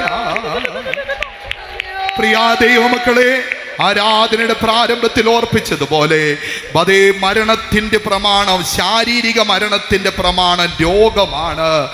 രോഗത്തിന്റെ ആത്മാവിൽ നിന്ന് ഇന്ന് നമുക്കൊരു സ്വാതന്ത്ര്യം നമ്മുടെ കർത്താവ് വാഗ്ദത്തം ചെയ്യുന്നു. ചിലരത് പറയുന്നുണ്ടാകാ, അത് പാരമ്പര്യ രോഗമാണ്, എൻ്റെ അപ്പച്ചൻ അതുണ്ടായിരുന്നു, അതുകൊണ്ട് മൂന്നാം തലമുറയ്ക്ക് അത് വരൂ. ഇല്ല, അത് വ്യർത്ഥമായ പാരമ്പര്യമാണ്. അതിൽ നിന്ന് നിനക്കൊരു വിടുതൽ ഇന്ന് രാത്രികാലോ നിന്റെ ശരീരത്തിന് ബന്ധനം അഴിയുന്നത് നീ ആത്മാവിൽ അറിഞ്ഞുകൊള്ളാട്ടെ. അതേ ശാരീരിക മരണത്തിന്റെ പ്രമാണമായ രോഗത്തെ പേർ ചൊല്ലി നീ വാഴ്ത്തണ്ട. ആ രോഗം ഇനി നിന്നെ ബന്ധിക്കുവാൻ പരിശുദ്ധാത്മാവ് സമ്മതിക്കത്തില്ല. ജീവന്റെ ആത്മാവിന്റെ പ്രമാണം ഇതാ, നിനക്കൊരു വിടുതൽ തരുന്നു.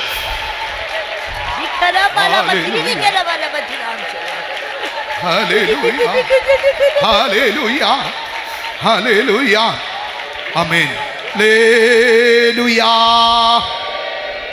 രാത്രികാലം പരിശുദ്ധാത്മാവ് നമുക്ക് ഉറപ്പ് തരുന്നത് അതേ പാപത്തിൻ്റെ പ്രമാണത്തിൽ നിന്നും, അതേ മരണത്തിൻ്റെ പ്രമാണത്തിൽ നിന്നും വിടുതൽ തരുവാൻ, സ്വാതന്ത്ര്യം തരുവാൻ ജീവന്റെ ആത്മാവിൻ്റെ പ്രമാണം നിനക്ക് തരുന്നുവെന്നുള്ളതാണ്.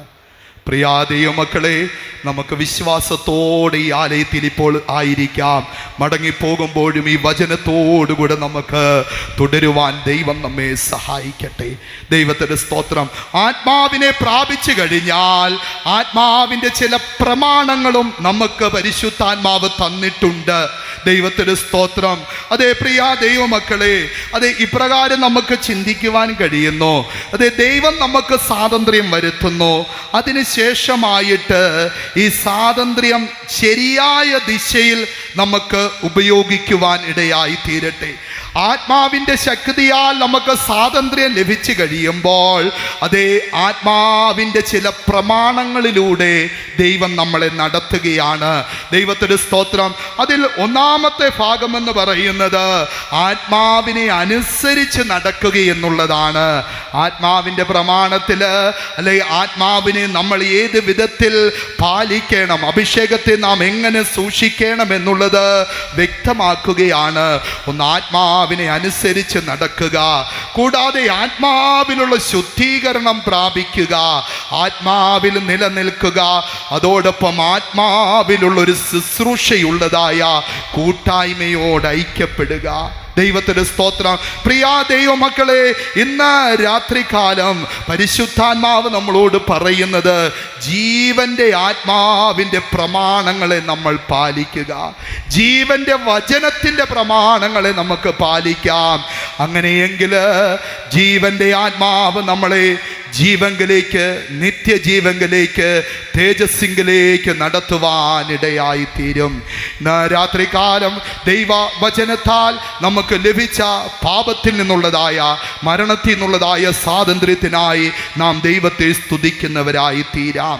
നാം വീണ്ടും ചിന്തിക്കുമ്പോൾ ഒരു ദൈവ പൈതലിന് അല്ലെങ്കിൽ ദൈവ മക്കൾക്ക് കൊടുക്കുന്നതായ അടുത്ത ഒരു സ്വാതന്ത്ര്യമുണ്ട്. ഇതുവരെയും നാം ചിന്തിച്ചത് അതേ പൊതുവെ ലോകത്തിൽ പാപത്തിൻ്റെ അധീനതയിൽ കിടക്കുന്ന മനുഷ്യർക്കൊരു സ്വാതന്ത്ര്യമുണ്ട്, മരണത്തിൻ്റെ അധീനതയിൽ നിന്നുള്ളതായ മനുഷ്യർക്കൊരു സ്വാതന്ത്ര്യമുണ്ട്. ഇനി ദൈവമക്കളോടുള്ളതായ ബന്ധത്തിൽ ചില കാര്യങ്ങൾ ഓർപ്പിച്ചുണർത്തി ഞാൻ എൻ്റെ ഭാഗം വേഗത്തിൽ അവസാനിപ്പിക്കാം. ഇത് റോമർക്കെഴുതിയ ലേഖനം 8-ാം അധ്യായം 20-ാം വാക്യത്തിലേക്ക് വരുമ്പോൾ പറഞ്ഞിട്ടുള്ളതായ വാക്കാണ് ദൈവമക്കളുടെ തേജസ്സായ സ്വാതന്ത്ര്യം. ആ വാക്യം മാത്രം ഒന്ന് വായിക്കാം. സൃഷ്ടി ദ്രവത്വത്തിന്റെ ദാസ്യത്തിൽ നിന്ന് വിടുതലും ദൈവമക്കളുടെ തേജസ്സാകുന്ന സ്വാതന്ത്ര്യവും ദൈവമക്കളുടെ തേജസ്സാകുന്ന സ്വാതന്ത്ര്യം പ്രാപിക്കുമെന്ന് പറയുകയാണ്. ദൈവമക്കളുടെ തേജസ്സാകുന്ന സ്വാതന്ത്ര്യത്തിലേക്ക് ദൈവമക്കളെ നടത്തേണ്ടതിന് ദൈവം ഭൂമിയിൽ തേജസ്സുള്ള ഒന്നിനെ സ്ഥാപിച്ചിട്ടുണ്ട്. അതിൻ്റെ പേര് ശുശ്രൂഷ എന്നുള്ളതാണ്. തേജസ്സിൻ്റെ ശുശ്രൂഷ. ദൈവത്തിൻ്റെ സ്തോത്രം. അതുകൊണ്ടാണ് കൊരിന്ത്യർക്കെഴുതിയ 1-ാം ലേഖനത്തിലേക്ക് നാം കടന്നു വരുമ്പോൾ അവിടെ നമ്മൾ 2-ാം ലേഖനം 3-ാം അധ്യായം 8-9 വാക്യങ്ങളിൽ 3 ശുശ്രൂഷകളുടെ അനുഭവങ്ങളെ പറ്റി പറഞ്ഞിട്ടുണ്ട്. അതിൽ ഒന്നാമത്തത് ആത്മാവിൻ്റെ ശുശ്രൂഷയാണ്, രണ്ടാമത്തത് നീതിയുടെ ശുശ്രൂഷയാണ്, മൂന്നാമത്തത് നിലനിൽക്കുന്ന ശുശ്രൂഷയാണ്. 8 മുതൽ 11 വരെയുള്ള വാക്യങ്ങളിൽ നാം ശ്രദ്ധിച്ച് വായിച്ചാൽ നമുക്ക് ഈ 3 അനുഭവങ്ങൾ നമുക്ക് കാണുവാൻ കഴിയും. അതിൽ നീതിയുടെ ശുശ്രൂഷ തേജസ്സായിരിക്കുമെന്നുള്ള വചനത്തിൽ നിന്നുകൊണ്ട് ചില കാര്യങ്ങൾ ഞാൻ വേഗത്തിൽ ഓർപ്പിക്കട്ടെ. ദൈവത്തിൻ്റെ സ്തോത്രം. ദൈവം ഒരു ദൈവ പൈതലിന് സഭയ്ക്ക് തരുന്നതായ നീതിയുടെ അനുഭവം എന്ന് പറയുന്നത് വിശുദ്ധ പത്രോസിന്റെ 2-ാം ലേഖനം 1-ാം അധ്യായം 5-ാം വാക്യത്തിൽ ഒന്നാം വാക്യത്തിൽ കൊടുത്തിട്ടുള്ള വാക്കാണ്. ദൈവത്തിന്റെ സ്തോത്രം. അത് നീതിയാൽ ലഭിക്കുന്നത് വിലയേറിയ വിശ്വാസമാണ്.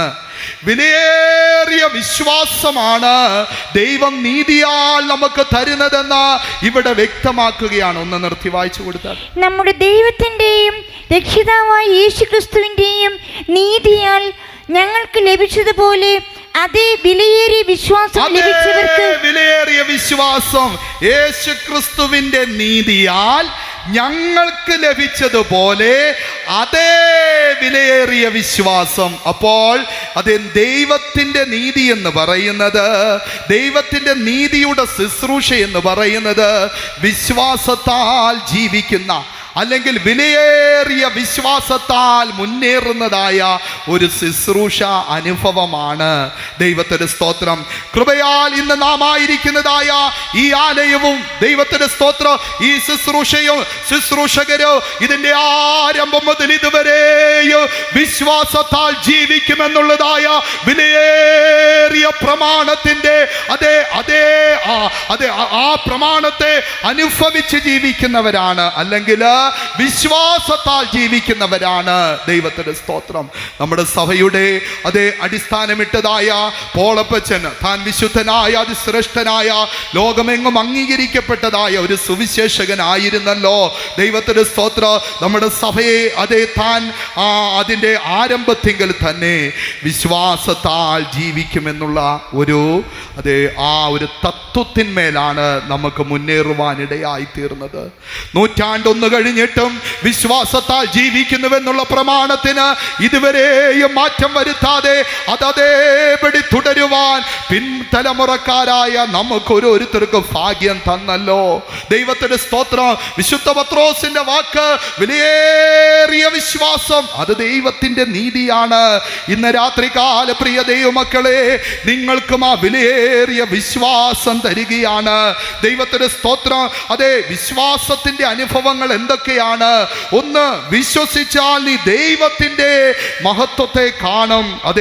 ലാസറിന്റെ കല്ലറയെങ്കിൽ നിന്നുകൊണ്ട് നമ്മുടെ കർത്താവായ യേശു ക്രിസ്തു പറഞ്ഞതായ വാക്കാണ്, നീ ദൈവത്തിന്റെ മഹത്വത്തെ കാണു. നിനക്കൊരു വിശ്വാസം ആവശ്യമാണ്. എന്ത് നീ വിശ്വസിക്കണം? നീ വിശ്വസിക്കേണ്ട കാര്യം ഞാൻ തന്നെ ജീവനും പുനരുത്ഥാനവുമാണെന്ന് വിശ്വസിക്കണം. യേശു ജീവനാണെന്നും യേശു പുനരുത്ഥാനമാണെന്ന് നീ വിശ്വസിക്കണം. ദൈവത്തിന് സ്തോത്രം. ഇത് ഗ്രഹിച്ചിട്ടാണ് വിശുദ്ധ പൗലോസ് പറയുന്നത്, ജീവിക്കുന്നെങ്കിൽ അത് ക്രിസ്തുവും മരിക്കുന്നെങ്കിൽ എനിക്കത് ലാഭമോ. ജീവനോടിരുന്നാൽ ഞാൻ രൂപാന്തരം പ്രാപിക്കും, മരിച്ചാൽ ഞാൻ ഉയർത്തെഴുന്നേറ്റ് വരും. ഇന്ന് രാത്രികാല പ്രിയ ദൈവമക്കളെ, മരണത്തെ പേടിയില്ലാത്തതായ ഒരു വിശ്വാസ ജീവിതത്തിന്റെ മാർഗമാണ് ദൈവം നമുക്ക് തന്നത്. അത് വിലയേറിയ വിശ്വാസമാണ്. അത് പൊതുവിലുള്ളതായ ലേഖനത്തിൽ എഴുതിയിരിക്കുന്നതിനാൽ ദൈവജനമേ, നമുക്കെല്ലാവർക്കും അത് സ്വന്തമാണ്. ദൈവത്തിന്റെ സ്തോത്രം. പ്രിയ ദൈവമക്കളെ, ആയതിനാൽ ഇന്ന് രാത്രികാലം നമ്മൾ അറിയുക, ദൈവത്തിന്റെ മഹത്വത്തെ കാണുന്നതായ വിലയേറിയ വിശ്വാസം നമ്മുടെ കർത്താവ് നമുക്ക് തന്നു. അടുത്തത്, കൊരിന്ത്യർക്ക് എഴുതിയ ലേഖനത്തില് വിശുദ്ധ പൗലോസ് ഒരു വാക്കെഴുതിയിട്ടുണ്ട്, മലകളെ നീക്കുവാൻ തക്കവണ്ണമുള്ള വിശ്വാസം. ദൈവത്തിന്റെ സ്തോത്രം. നമ്മുടെ കർത്താവായ യേശു ക്രിസ്തു ഭൂമിയിലായിരുന്നപ്പോൾ ഒരു വാക്ക് വ്യക്തമായി പറഞ്ഞു, നിങ്ങൾ വിശ്വസിച്ചുകൊണ്ട് ഈ മലയോട് കടലിൽ പോയി ചാടുക എന്ന് പറഞ്ഞാൽ അങ്ങനെ തന്നെ സംഭവിക്കും. ദൈവത്തിന്റെ സ്തോത്ര. പ്രിയ ദൈവമക്കളെ, വിലയേറിയ വിശ്വാസം എന്ന് പറയുന്നത് പ്രതിസന്ധിയെ കണ്ട് വേദനപ്പെട്ട് പിന്നോട്ട് പോകുന്നതല്ല. ഈ വിശ്വാസത്തിന്റെ അടിസ്ഥാനം പ്രാപിച്ച രാജാവായ ദാവീദ് പറയുന്നത്, നിന്നാൽ ഞാൻ പടക്കൂട്ടത്തിന് നേരെ പാഞ്ഞു ചെല്ലും, എൻ്റെ ദൈവത്താൽ ഞാൻ മതിൽ ചാടി കടക്കും. ഞാൻ പിന്നോട്ട് ഓടുമെന്നല്ല പറയുന്നത്, ഞാൻ നേരെ മുന്നോട്ട്. കഴിഞ്ഞ രാത്രിയിൽ ദൈവവചനം ഓർപ്പിച്ചപ്പോൾ അത് നമ്മളോട് ഹൃദ്യമായി ഇടപെട്ടതുപോലെ നിനക്കും ജയിക്കാം. നിങ്ങൾക്കും ജയിക്കാം. നമുക്ക് ഓരോരുത്തർക്ക് ജയാളികളായി തീരാ. അത് ദൈവത്തിന്റെ വചനത്തിൽ തന്നിരിക്കുന്ന മഹത് സത്യങ്ങളിൽ ഒന്നാണ്. വിശ്വാസത്താൽ നമുക്ക് ജയം പ്രാപിക്കാം. ദൈവത്തിന്റെ സ്തോത്രം. അതെ, മലകളെ കണ്ട് ഭയപ്പെടുന്നതല്ല, പർവ്വത സമാനമുള്ള പ്രതിസന്ധികളെ കണ്ട് ഭയപ്പെടുന്നതല്ല. അതേ, തിരുവചനത്തിൽ സുപ്രസിദ്ധമായ ഒരു വചനമാണല്ലോ, നമ്മുടെ എല്ലാ പ്രതിസന്ധികളുടെ മധ്യത്തിൽ ധൈര്യപ്പെടുത്തുന്ന ഒരു വചനമാണല്ലോ. സക്കരിയ പ്രവചനം 4-ാം അധ്യായം 6-7 വാക്യങ്ങളിലേക്ക് വരുമ്പോൾ 16 സംവത്സരമായിട്ട് അതേ തൻ്റെ മുമ്പിലുള്ളതായ ഒരു വലിയ പ്രതിസന്ധിയെ കണ്ടിട്ട് തനിക്കൊന്നും ചെയ്യുവാൻ കഴിയത്തില്ല എന്ന് ചിന്തിക്കുന്ന സെരുബാബേലിനോടൊരു വാക്ക് പറയുന്നു.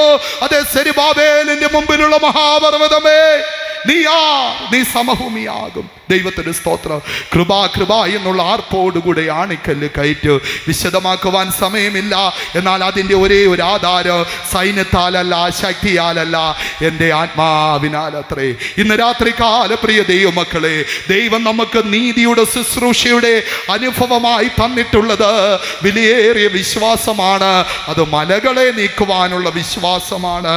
ദൈവത്തിന്റെ സ്തോത്രം. അടുത്തതായിട്ട് അത് വിശ്വാസത്താൽ ജീവിക്കാമെന്നൊരു വാക്ക് പറഞ്ഞിരിക്കുകയാണ്. വിശ്വാസത്താൽ ജീവിക്കുവാൻ കഴിയും. എൻ്റെ നീതിമാൻ വിശ്വാസത്താൽ ജീവിക്കും.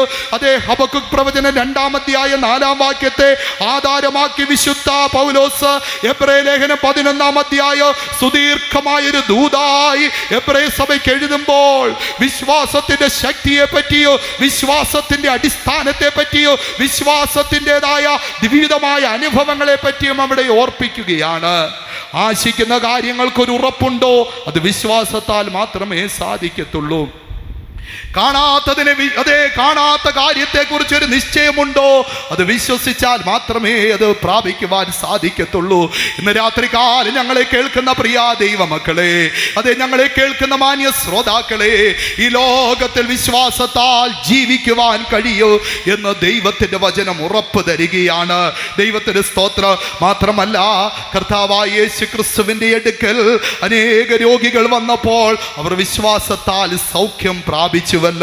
ഇന്ന് രാത്രികാലം പ്രിയ ദൈവമക്കളെ, നീതിയുടെ ശുശ്രൂഷയാൽ ഒരു ദൈവ പൈതലിന് ലഭിക്കുന്നതായ ശ്രേഷ്ഠമേറിയ അനുഭവമാണ് വിലയേറിയ വിശ്വാസം. നീതിയുടെ ശുശ്രൂഷ ദൈവം ആർക്കാണ് കൊടുത്തത്? ദൈവ മക്കൾക്ക് വേണ്ടി കൊടുത്തു. എന്തിനാണ്? അവർ തേജസ്സാകുന്ന സ്വാതന്ത്ര്യം പ്രാപിക്കണോ? അതിന് തേജസ്സേറിയ ഒരു ശുശ്രൂഷ അത് ഭൂമിയിൽ കൊടുത്തു. ഈ ശുശ്രൂഷയുടെ വാഹകരായി, അല്ലെങ്കിൽ ഈ ശുശ്രൂഷയുടെ ഉള്ളിലാകുവാൻ തൊക്കെ വേണോ സ്വർഗം ഞങ്ങൾക്ക് ഭാഗ്യം തന്നു. അതിൽ ഞങ്ങൾ സന്തുഷ്ടരായി ഇതുവരെയോ കർത്താവിനെ സേവിക്കുന്നു. അത് ആ ധൈര്യത്തോട് ഞങ്ങൾ മുന്നോട്ട് ജീവിച്ചു കൊണ്ടിരിക്കുകയാണ്. പ്രിയ ദൈവമക്കളെ, അവനിൽ വിശ്വസിക്കുന്നവർ ലജ്ജിച്ചു പോയിട്ടില്ല എന്നുള്ള ഈ വചനപ്രകാരം ഇന്ന് രാത്രികാലം നിങ്ങളെ ഓർപ്പിക്കട്ടെ. ഈ നീതിയുടെ ശുശ്രൂഷ പ്രാപിച്ച ഒരു ദൈവ പൈതലോ ഒരിടത്തും ലജ്ജിക്കത്തില്ല. അവർ ദൈവമക്കളാണ് തേജസ്സാകുന്നതായ സ്വാതന്ത്ര്യം പ്രാപിക്കുക തന്നെ ചെയ്യും. ദൈവത്തിന് സ്തോത്രം. ദൈവമക്കളുടെ തേജസ്സാകുന്ന സ്വാതന്ത്ര്യം, അതേപ്പറ്റി 3 കാര്യങ്ങൾ പറഞ്ഞ് ഈ ഭാഗം അവസാനിപ്പിക്കാം. ദൈവമക്കളുടെ തേജസ്സാകുന്ന സ്വാതന്ത്ര്യം, അതെ, ഒരുവൻ ഈ ഭൂമിയിൽ ഒരു ദൈവവൈതലായി ജീവിച്ച് വിശ്വാസ പ്രമാണങ്ങൾ അനുസരിച്ച് മാനസാന്തരപ്പെട്ട് സ്നാനപ്പെട്ട് അഭിഷേകം പ്രാപിച്ച് വേർപാട് ജീവിതം അനുഷ്ഠിച്ച് താൻ കർത്താവിൻ്റെ വരവിന് വേണ്ടി കാത്തിരിക്കവേ അവൻ ഈ ഭൂമിയിൽ നിന്ന് അവൻ്റെ ഭൗതിക അല്ലെങ്കിൽ അവൻ്റെ ആത്മാവ് ദൈവസന്നിധിയിൽ ചേർക്കപ്പെട്ടാൽ അവന് ലഭിക്കുന്നതായ പുനരുത്ഥാനത്തിൻ്റെ അനുഭവമായിട്ട് ദൈവമക്കളുടെ തേജസ്സിനെ ഓർപ്പിക്കുകയാണ്. വിശുദ്ധ പൗലോസ് കൊരിന്ത്യർക്ക് ലേഖനം എഴുതുമ്പോൾ അതിൻ്റെ 1-ാം ലേഖനം 15-ാം അധ്യായം 43-ാം വാക്യത്തിൽ ഇങ്ങനെയാണ് പറയുന്നത്: അപമാനത്തിൽ വിതയ്ക്കപ്പെട്ടു. ഉയർത്തത് എങ്ങനെയാണ്? തേജസ്സിൽ ഉയർത്തെഴുന്നേറ്റു. പ്രിയ ദൈവമക്കളെ, ഒരു പക്ഷേ ഇന്ന് നിങ്ങൾ ഈ വിശ്വാസമാർഗം സ്വീകരിച്ച് ഈ നീതിയുടെ ശുശ്രൂഷയുടെ ഭാഗമായി ആത്മാവിനാൽ നിറയപ്പെട്ട് മുന്നോട്ട് പോകുമ്പോൾ പലയിടങ്ങളിൽ വെച്ച് നീ അപമാനിക്കപ്പെട്ടിട്ടുണ്ടാകാം. പല വിധത്തിൽ നിനക്ക് അപമാനങ്ങൾ നേരിട്ടിട്ടുണ്ടാകാം. ഒരുപക്ഷെ നിനക്ക് നേരിടുന്ന പ്രതിസന്ധികൾ വരുമ്പോൾ നീ ഈ മാർഗത്തിൽ നിന്ന് അല്ലെങ്കിൽ അങ്ങനെ ഒരു മാർഗം തേടിയത് കൊണ്ടാണ് നിനക്കിത് സംഭവിച്ചതെന്ന് പറഞ്ഞ് നമ്മളെ നിന്ദിക്കുവാൻ പലരും ഉണ്ടായിരിക്കാം. എന്നാൽ ഇന്ന് രാത്രികാലം ദൈവമക്കളുടെ തേജസ്സാകുന്ന സ്വാതന്ത്ര്യം വ്യക്തമായി ഓർപ്പിക്കുന്നത് അപമാനത്തിൽ വിതയ്ക്കപ്പെടുന്നത് തേജസ്സിൽ ഉയർത്തെഴുന്നേൽക്കുമെന്നുള്ളതാണ്. അപമാനത്തിൽ ആര് വിതയ്ക്കപ്പെട്ടാലും അവർക്ക് തേജസ്സിൽ ഉയർക്കുവാൻ കഴിയുന്നു. അതൊരു പുനരുത്ഥാന പ്രത്യാശയായിട്ട് ദൈവത്തിൻ്റെ വചനം ഓർപ്പിക്കുകയാണ്. ദൈവത്തിന്റെ സ്തോത്രം. രണ്ടാമതായിട്ട് നോക്കുമ്പോൾ അതേ ശരീരത്തിന്റെ വീണ്ടെടുപ്പ് എന്നൊരു അനുഭവത്തെ പറ്റി റോമർക്ക് എഴുതിയ ലേഖനം 8-ാം അധ്യായം 23-ാം വാക്യത്തിൽ കാണുന്നു. അത് ദൈവമക്കളുടെ തേജസ്സാകുന്ന സ്വാതന്ത്ര്യമാണ്. ആ വാക്യം എന്ന് വായിക്കും. ആത്മാവെന്ന് ആദ്യദാനം ലഭിച്ചിരിക്കുന്ന നാമും നമ്മുടെ ശരീരത്തിന്റെ വീണ്ടെടുപ്പായ പുത്രത്വത്തിന് കാത്തുകൊണ്ട് വീണ്ടെടുപ്പായ പുത്രത്വം എന്നൊരു ഭാഗം അവിടെ കൊടുക്കുകയാണ്. പ്രിയ ദൈവമക്കളെ, അത് ഈ ഭൂമിയിൽ നാം ജീവനോടിരിക്കുമ്പോൾ അരുമമണാളൻ തേജസ്സിൽ വെളിപ്പെട്ടാൽ നമ്മുടെ ശരീരം രൂപാന്തരപ്പെടുമെന്നുള്ളതായൊരു പ്രതീക്ഷ തരികയാണ്. ദൈവത്തിന്റെ സ്തോത്രം. ഞാനിത് പറഞ്ഞു കഴിഞ്ഞു. ഈ രണ്ട് കാര്യങ്ങൾ, ജീവനോടിരിക്കുന്നവർ രൂപാന്തരപ്പെടുന്നതും അതേ മരിച്ച വിശുദ്ധന്മാർ അത് തേജസ്സിൽ ഉയർക്കുന്നതുമായ സമയം എപ്പോഴാണെന്ന് വ്യക്തമാക്കി വിശുദ്ധ പൗലോസ് ഓർപ്പിക്കുകയാണ്. ദൈവമക്കളുടെ തേജസ്സാകുന്ന സ്വാതന്ത്ര്യം, ദൈവത്തിന്റെ സ്തോത്രം, അത് കർത്താവായ യേശു ക്രിസ്തുവിന്റെ പുനരാഗമനത്തിൽ നമുക്ക് പ്രാപിക്കുവാൻ കഴിയും. അതുകൊണ്ടാണ് പറഞ്ഞിരിക്കുന്നത് തെസ്സലോനിക്കർക്ക് എഴുതിയ 1-ാം ലേഖനം 4-ാം അധ്യായം 16-17 വാക്യങ്ങളിൽ പറയുന്നത്, കർത്താവ് ഗംഭീരനാദത്തോട് പ്രധാന ദൂതന്റെ ശബ്ദത്തോട് ദൈവത്തിന്റെ കാഹളത്തോടു കൂടെ സ്വർഗത്തിൽ നിന്ന് ഇറങ്ങി വരുമ്പോൾ ക്രിസ്തുവിൽ മരിക്കുന്ന വിശുദ്ധന്മാർ മുൻപേ ഉയർത്തെഴുന്നേൽക്കും. പിന്നെ ജീവനോടെ ശേഷിക്കുന്ന നാം നമ്മുടെ കർത്താവിനെ എതിരേൽപ്പാൻ മേഘങ്ങളിൽ എടുക്കപ്പെടും. എന്നിട്ട് അടുത്ത വാക്ക്, ഈ വചനങ്ങളെ കൊണ്ട് അന്യോന്യം ആശ്വസിപ്പിച്ചു കൊള്ളുവിൻ. ഇന്ന് രാത്രികാലം പ്രിയ ദൈവമക്കളെ, ജീവിതത്തിൽ അപമാനത്തിലൂടെ നീ കടന്നു പോകുന്നെങ്കിൽ അത് നിന്റെ തേജസ്സായി മാറ്റപ്പെടുകയാണ്. ഇതെല്ലാം കൂടെ ചേർത്താണ് വിശുദ്ധ പൗലോസ് കൊരിന്ത്യർക്ക് ലേഖനം എഴുതിയപ്പോൾ ഇങ്ങനെ എഴുതിയത്, അതിനോട് നേരത്തേക്കുള്ളതായി ഞങ്ങളുടെ ലഘുവായ കഷ്ടങ്ങൾ അത്യന്തം അനവധിയായി ഇത് തേജസ്സിന്റെ നിത്യഘനമായി രൂപാന്തരപ്പെടും. ക്രിസ്തുവിൽ മരിച്ചാൽ ഞാൻ ഉയർത്തെഴുന്നേൽക്കും. ജീവനോട് ശേഷിക്കുമ്പോൾ എൻ്റെ യേശുനാഥൻ വെളിപ്പെട്ടാൽ ഞാൻ എൻ്റെ യേശുവിനെ എതിരേൽപ്പാൻ മേഘങ്ങളിൽ എടുക്കപ്പെടും. ഞാൻ രൂപാന്തരം പ്രാപിക്കും. ഇന്ന് രാത്രികാലം ദൈവമക്കളുടെ തേജസ്സാകുന്ന സ്വാതന്ത്ര്യം ഇതെന്ന് നാം പൂർണ്ണമായി ഗ്രഹിച്ചാട്ടെ. ദൈവത്തിൻ്റെ സ്തോത്രം. വീണ്ടും നാം നോക്കുമ്പോൾ പുതിയ യെരൂശലേം എന്നുള്ളതായ, സിയോൻ എന്നുള്ളതായ അതിശ്രേഷ്ഠമേറിയതായ അതേ വരും ലോകത്തില് നിത്യതയിലെ വാസസ്ഥലമാണ് ദൈവമക്കളുടെ തേജസ്സാകുന്ന സ്വാതന്ത്ര്യമെന്ന് നമുക്ക് ചിന്തിക്കുവാൻ കഴിയുകയാണ്. വെളിപ്പാട് പുസ്തകം 21-ാം അധ്യായത്തിൻ്റെ 10-ാം വാക്യത്തിലേക്ക് നാം കടന്നു വരുമ്പോൾ അവിടെ അത് വ്യക്തമായി പറയുകയാണ്. പുതിയ യെരൂശലേം എന്നുള്ള വിശുദ്ധ നഗരം വായിക്കാം. അവൻ എന്നെ ആത്മവിവശതയിൽ ഉയർന്നൊരു വൻമലയിൽ കൊണ്ടുപോയി യെരൂശലേം എന്ന വിശുദ്ധ നഗരം സ്വർഗത്തിൽ നിന്ന് ദൈവസന്നിധിയിൽ നിന്ന് തന്നെ ദൈവ തേജസ്സുള്ളതായി ഇറങ്ങുന്നത് കാണിച്ചു തന്നു. തേജസ്സോടെ അത് ഇറങ്ങി. ഗലാത്യർ 4-ാം അധ്യായത്തിലേക്ക് നാം കടന്നു വരുമ്പോൾ മീതെയുള്ള യെരൂശലേം സ്വതന്ത്രയാണ്.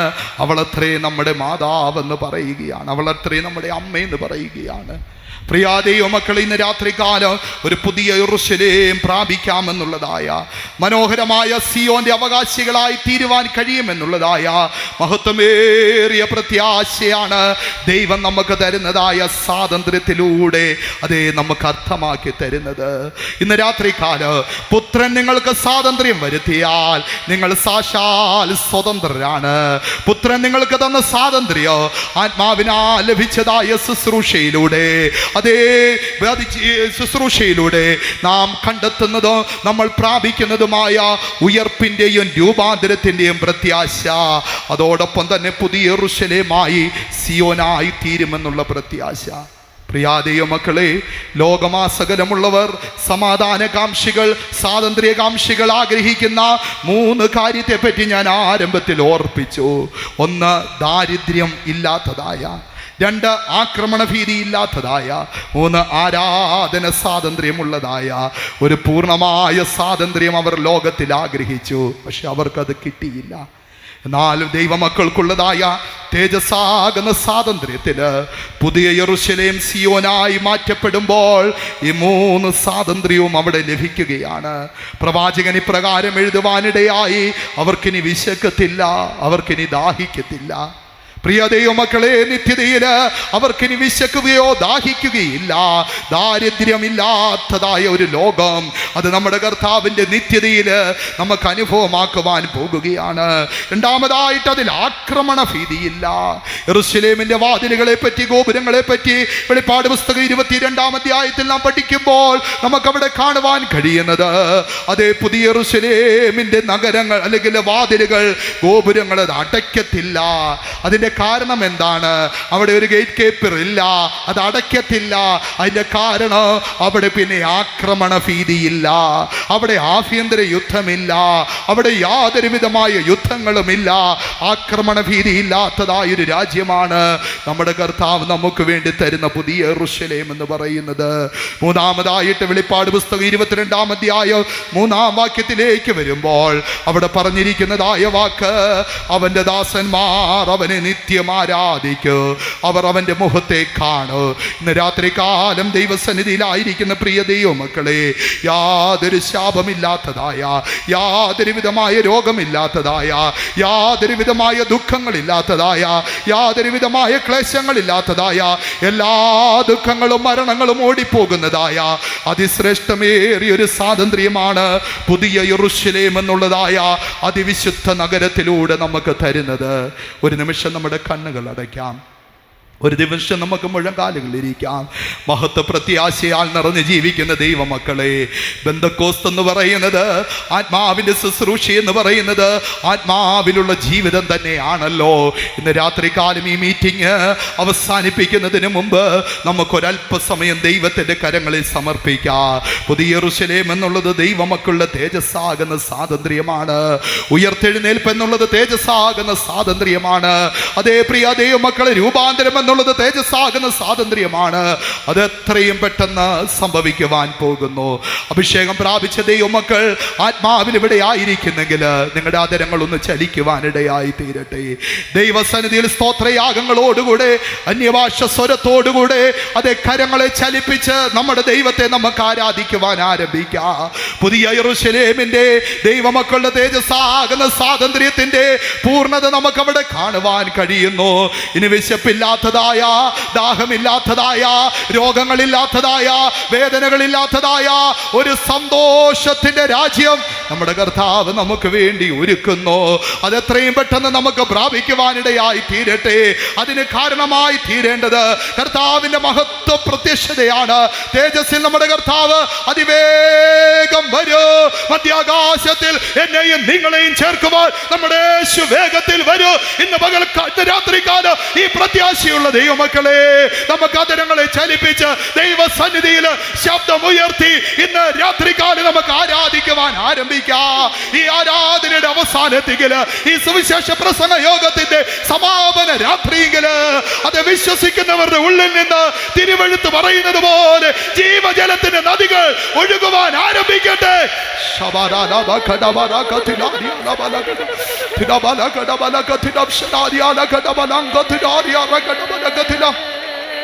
കർത്താവ് തൻ ഗംഭീരനാദത്തോട്, ദൈവദൂതശബ്ദത്തോട് സ്വർഗത്തിൽ നിന്നിറങ്ങി വന്നിടുമ്പോൾ, സ്വർഗത്തിൽ നിന്നിറങ്ങി വന്നിടുമ്പോൾ, പ്രത്യാശയോടെ കരങ്ങളടിച്ച് പാടിയാതെ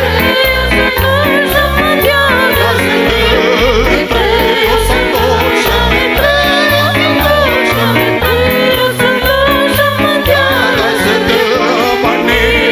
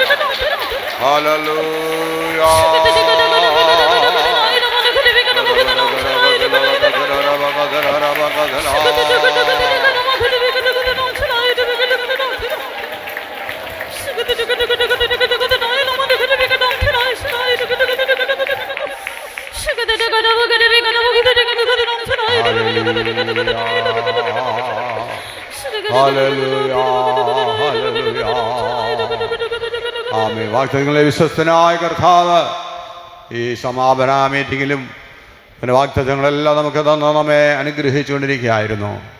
ഈ യോഗത്തിൻ്റെ ആരംഭം മുതൽ അവസാനം വരെ ദൈവത്തിൻ്റെ വലിയ സാന്നിധ്യം നാം ഓരോരുത്തരും അനുഭവിച്ചുകൊണ്ടിരിക്കുകയായിരുന്നു.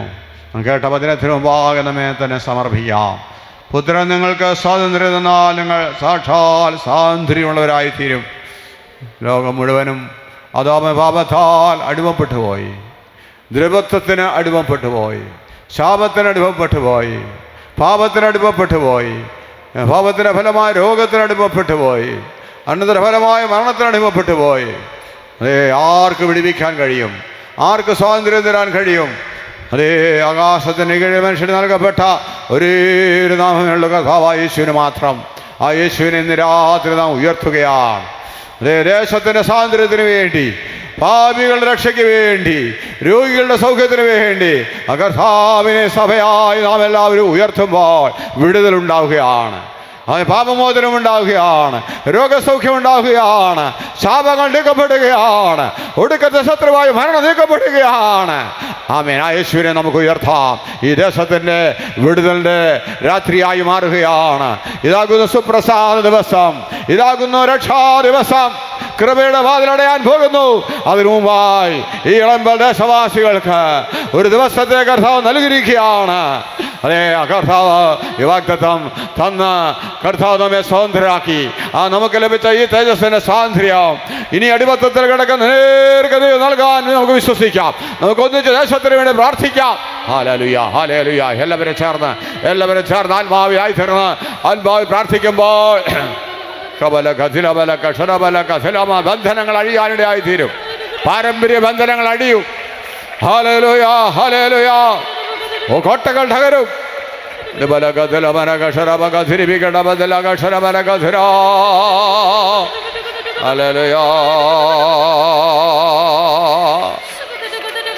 അടിമകളല്ല ഇനിമേൽ നാമം ജയവീരനേശുവിൻ തനയാർ.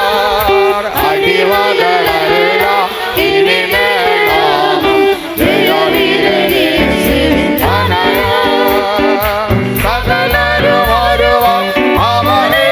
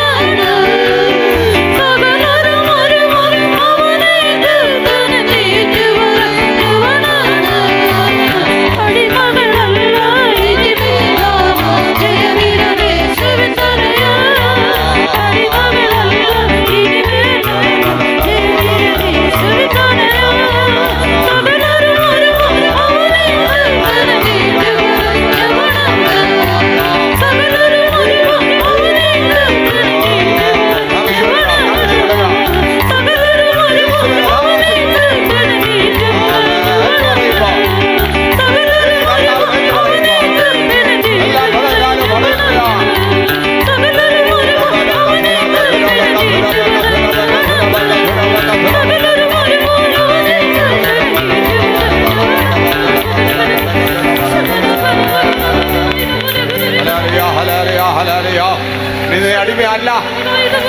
ഓ, പുത്രൻ നിനക്ക് സ്വാതന്ത്ര്യം തന്നിരിക്കുന്നു. ഓ, ദീപിക ശരബകതുല ബകതുല വിബല കശരബകതുല ബരകശരകതുല ബരകതുര. ആമേൻ. ഹല്ലേലൂയ, ഹല്ലേലൂയ, ഹല്ലേലൂയ, ഹല്ലേലൂയ. ഹല്ലേലൂയ, ഹല്ലേലൂയ, ഹല്ലേലൂയ.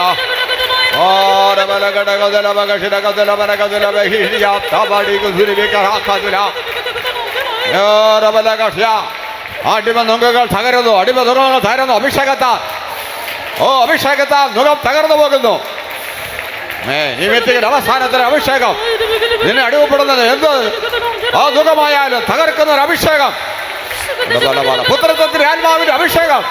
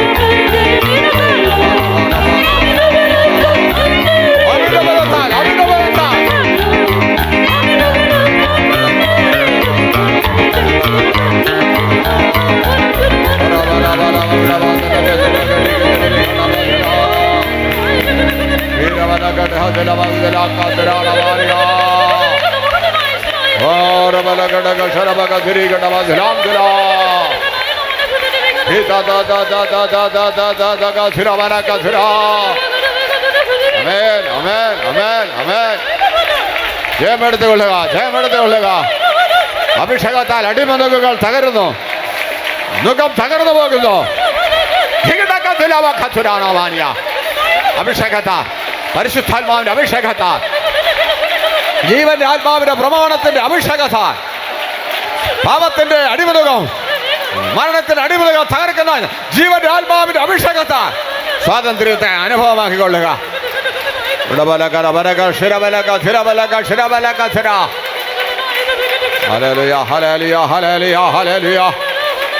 നീ അടിമയല്ല. ഊടബല ശബര സുരവന ശരവന ഖരവന ഊടബലക ശരവനക ധുരാനവാനിയ. ഹല്ലേലൂയ, ആമേൻ, ഹല്ലേലൂയ, ഹല്ലേലൂയ. ഓ ഭീതിയുള്ള യെരൂശലേമോ, അവൾ സ്വതന്ത്രയാകുന്നു. പുതിയ യെരൂശലേം ആ തേജസ്വിത ഇറങ്ങിക്കൊണ്ടിരിക്കുന്നു. ആ തേജസ്സിന്റെ സ്വാതന്ത്ര്യത അതിനെ ചുറ്റി മിന്നിക്കൊണ്ടിരിക്കുന്നു. ആ പുതിയ യെരൂശലേമാകുന്ന മണവാട്ടിയായി മാറ്റപ്പെട്ട് ആ തേജസ്സിന്റെ സ്വാതന്ത്ര്യത്തെ യുഗം യുഗമായുള്ള ആ തേജസ്സിനെ പ്രാപിച്ചുകൊള്ളുക.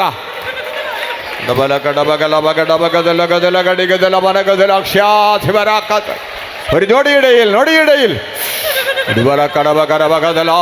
ആ തേജസ്സിലേക്ക് നാം എടുത്തുകൊള്ളപ്പെടാൻ പോവുകയാണ്. കാഹളം കേൾക്കാൻ പോവുകയാണ്. ദ്രവത്വത്തിന് ദാസന് വിടുതലുണ്ടാകാൻ പോവുകയാണ്. മരണം അനേകം നീക്കപ്പെടുവാൻ പോവുകയാണ്.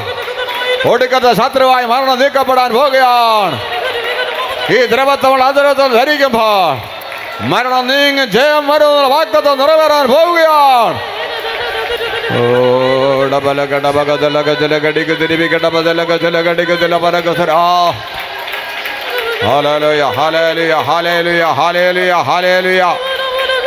ഇപ്പോൾ അഭിഷേകത്താൽ നിറയുന്ന നല്ല സമയമാണ്.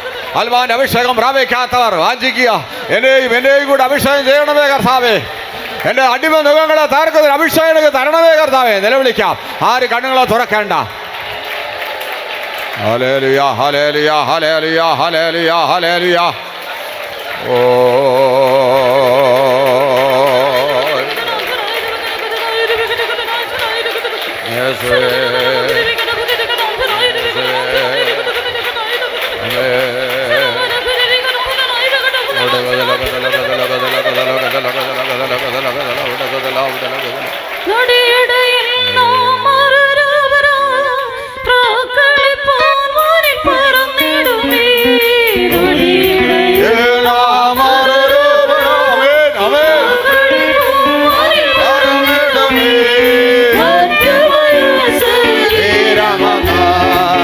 Shri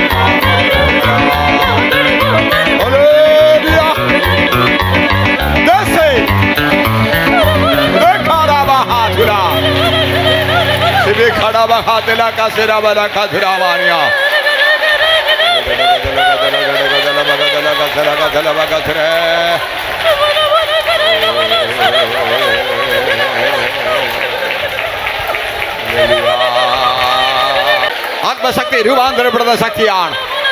യേശുവിനെ മരിച്ച ഉയർപ്പിച്ച ശക്തി, ഉയർപ്പിക്കുന്ന ശക്തി വ്യാപരിക്കുന്നു.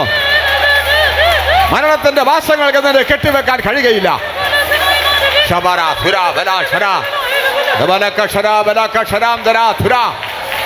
ഒടുക്കത്തെ ശത്രുവായ മരണം നീക്കപ്പെടുന്നതായ ആ അഭിഷേകത്തിന്റെ ശക്തി വ്യാപരിക്കുന്നു.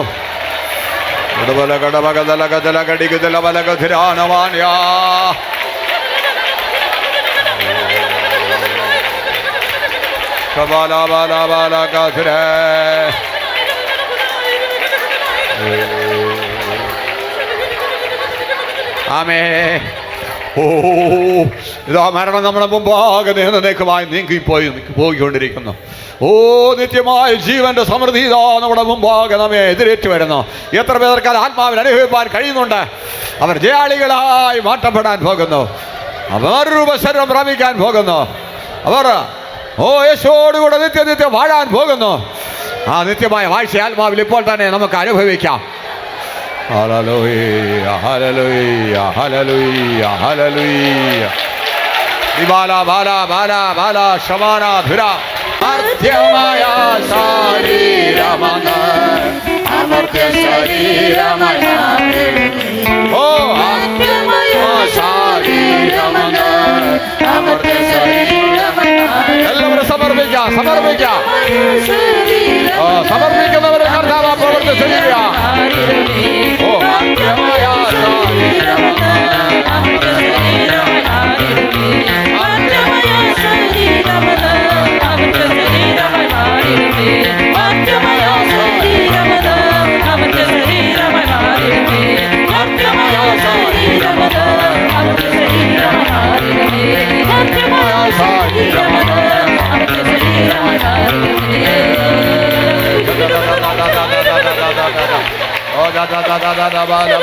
മരണവും ആത്മമരണവും രണ്ടാം മരണമായി തീപ്പോവുകയും അഭിഷേകത്താലിതാ നിന്റെ ജീവിതം നീക്കപ്പെട്ടുകൊണ്ടിരിക്കുന്നു. അത് ആത്മാവിൽ അനുഭവിച്ച് പാടുക, സന്തോഷിക്കുക, ജീവന്റെ സമൃദ്ധിയിലേക്ക് പ്രവേശിക്കുക. Hallelujah, hallelujah. ആമേൻ, ആമേൻ. മർത്യമായ ശരീരം മാറ്റപ്പെട്ട് രണ്ടാം മരണമിതാ നീക്കപ്പെടുന്നു. ആത്മമരണമിതാ എന്നേക്കുമായി നീക്കപ്പെടുന്നു. നിത്യജീവന്റെ സമൃദ്ധി ഇതാ ജീവജലനദിയായി ഒഴുകുന്നു.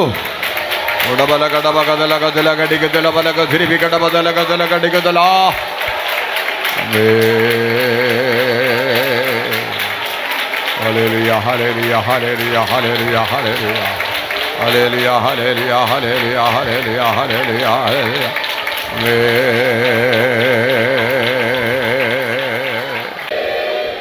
നമ്മുടെ കർത്താവ് വാക്യങ്ങളുടെ വാക്കുമാറാത്ത വിശ്വസനായ കർത്താവ് ഈ രാത്രിയിൽ സമാപന യോഗത്തെ ആദ്യോടന്തം അനുഗ്രഹിച്ചതിനായി സ്തോത്രം ചെയ്യാം.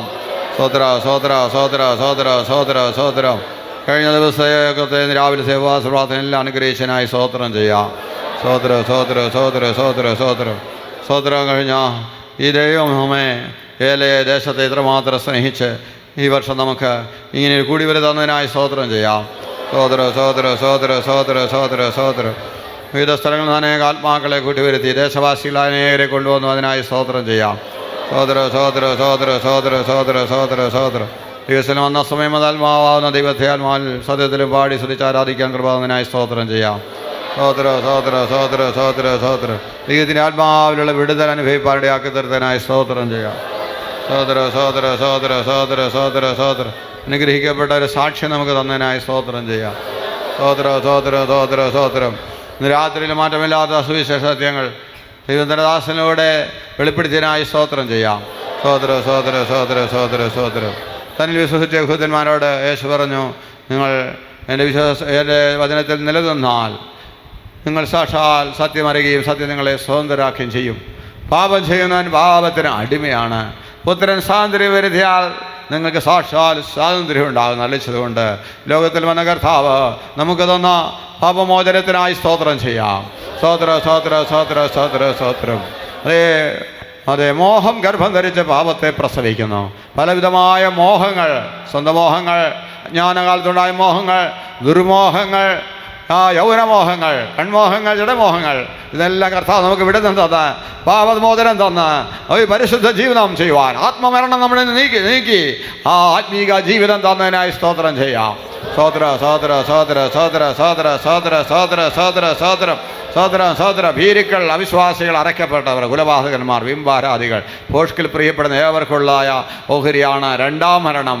അതിൽ നമ്മെ വെടിവെച്ചോ ഈ വലിയ ധൈര്യം ദൈവസ്നേഹത്താൽ നിറച്ചു, തികഞ്ഞ സ്നേഹം ഭയത്തെ പുറത്താക്കുന്നു. ആ ദിവ്യ സ്നേഹത്താൽ നിറഞ്ഞ കൂട്ടായ്മയിൽ നമ്മെ കൊണ്ടുവന്ന് രണ്ടാം മരണത്തിൽ നമ്മെ വിടുവിച്ചിരിക്കാൻ സ്തോത്രം ചെയ്യാം. സഹോദരം നശിച്ചു പോകാതെ നിത്യജീവൻ പ്രാപിപ്പാൻ പുത്രനെ കർത്താവ് നമുക്ക് തന്നതിനായി സ്തോത്രം ചെയ്യാം. സഹോദരം പുത്രൻ നമുക്ക് തരുന്ന സ്വാതന്ത്ര്യം, പാപത്തിനുള്ള സ്വാതന്ത്ര്യം, രോഗത്തിനുള്ള സ്വാതന്ത്ര്യം എല്ലാം നമുക്കെതിരാത്തിൽ തന്നിരിക്കുക. സ്തോത്രം ചെയ്യാം. സഹോദരം വിശ്വസിച്ച് ദൈവത്തിൽ ആശ്രയിച്ച രോഗികൾക്കെല്ലാം സൗഖ്യം നൽകിയിരിക്കുക. സ്തോത്രം ചെയ്യാം. സഹോദരം ഇനി വിശ്വസിക്കുന്നവരെ സൗഖ്യമാക്കാൻ പുത്രൻ നമ്മുടെ മധ്യ ഉള്ളതിനാൽ സ്തോത്രം ചെയ്യാം. സഹോദരം രണ്ടാം മരണത്തിൽ നാം വെടിവെക്കപ്പെടണമെങ്കിൽ നാം വീണ്ടും ജനിക്കണം. അതേ, ക്ഷയം വാട്ടം മാനില്ലാത്തൊരു അവകാശത്തിനായി ജനിക്കണം. അതേ, പുതുതായി ജനിക്കുവാൻ, വെള്ളത്താൽ ആത്മാനാൽ ജനിച്ച് ക്ഷയം വാട്ടം മാനില്ലാത്ത ആ ദ്രവത്വം പ്രാപിപ്പാൻ. ദ്രവത്വത്തിന് യേശുവിനെ കെട്ടിവെക്കാൻ കഴിഞ്ഞില്ല, മരണവാസങ്ങൾക്ക് ബന്ധിക്കാൻ കഴിഞ്ഞില്ല.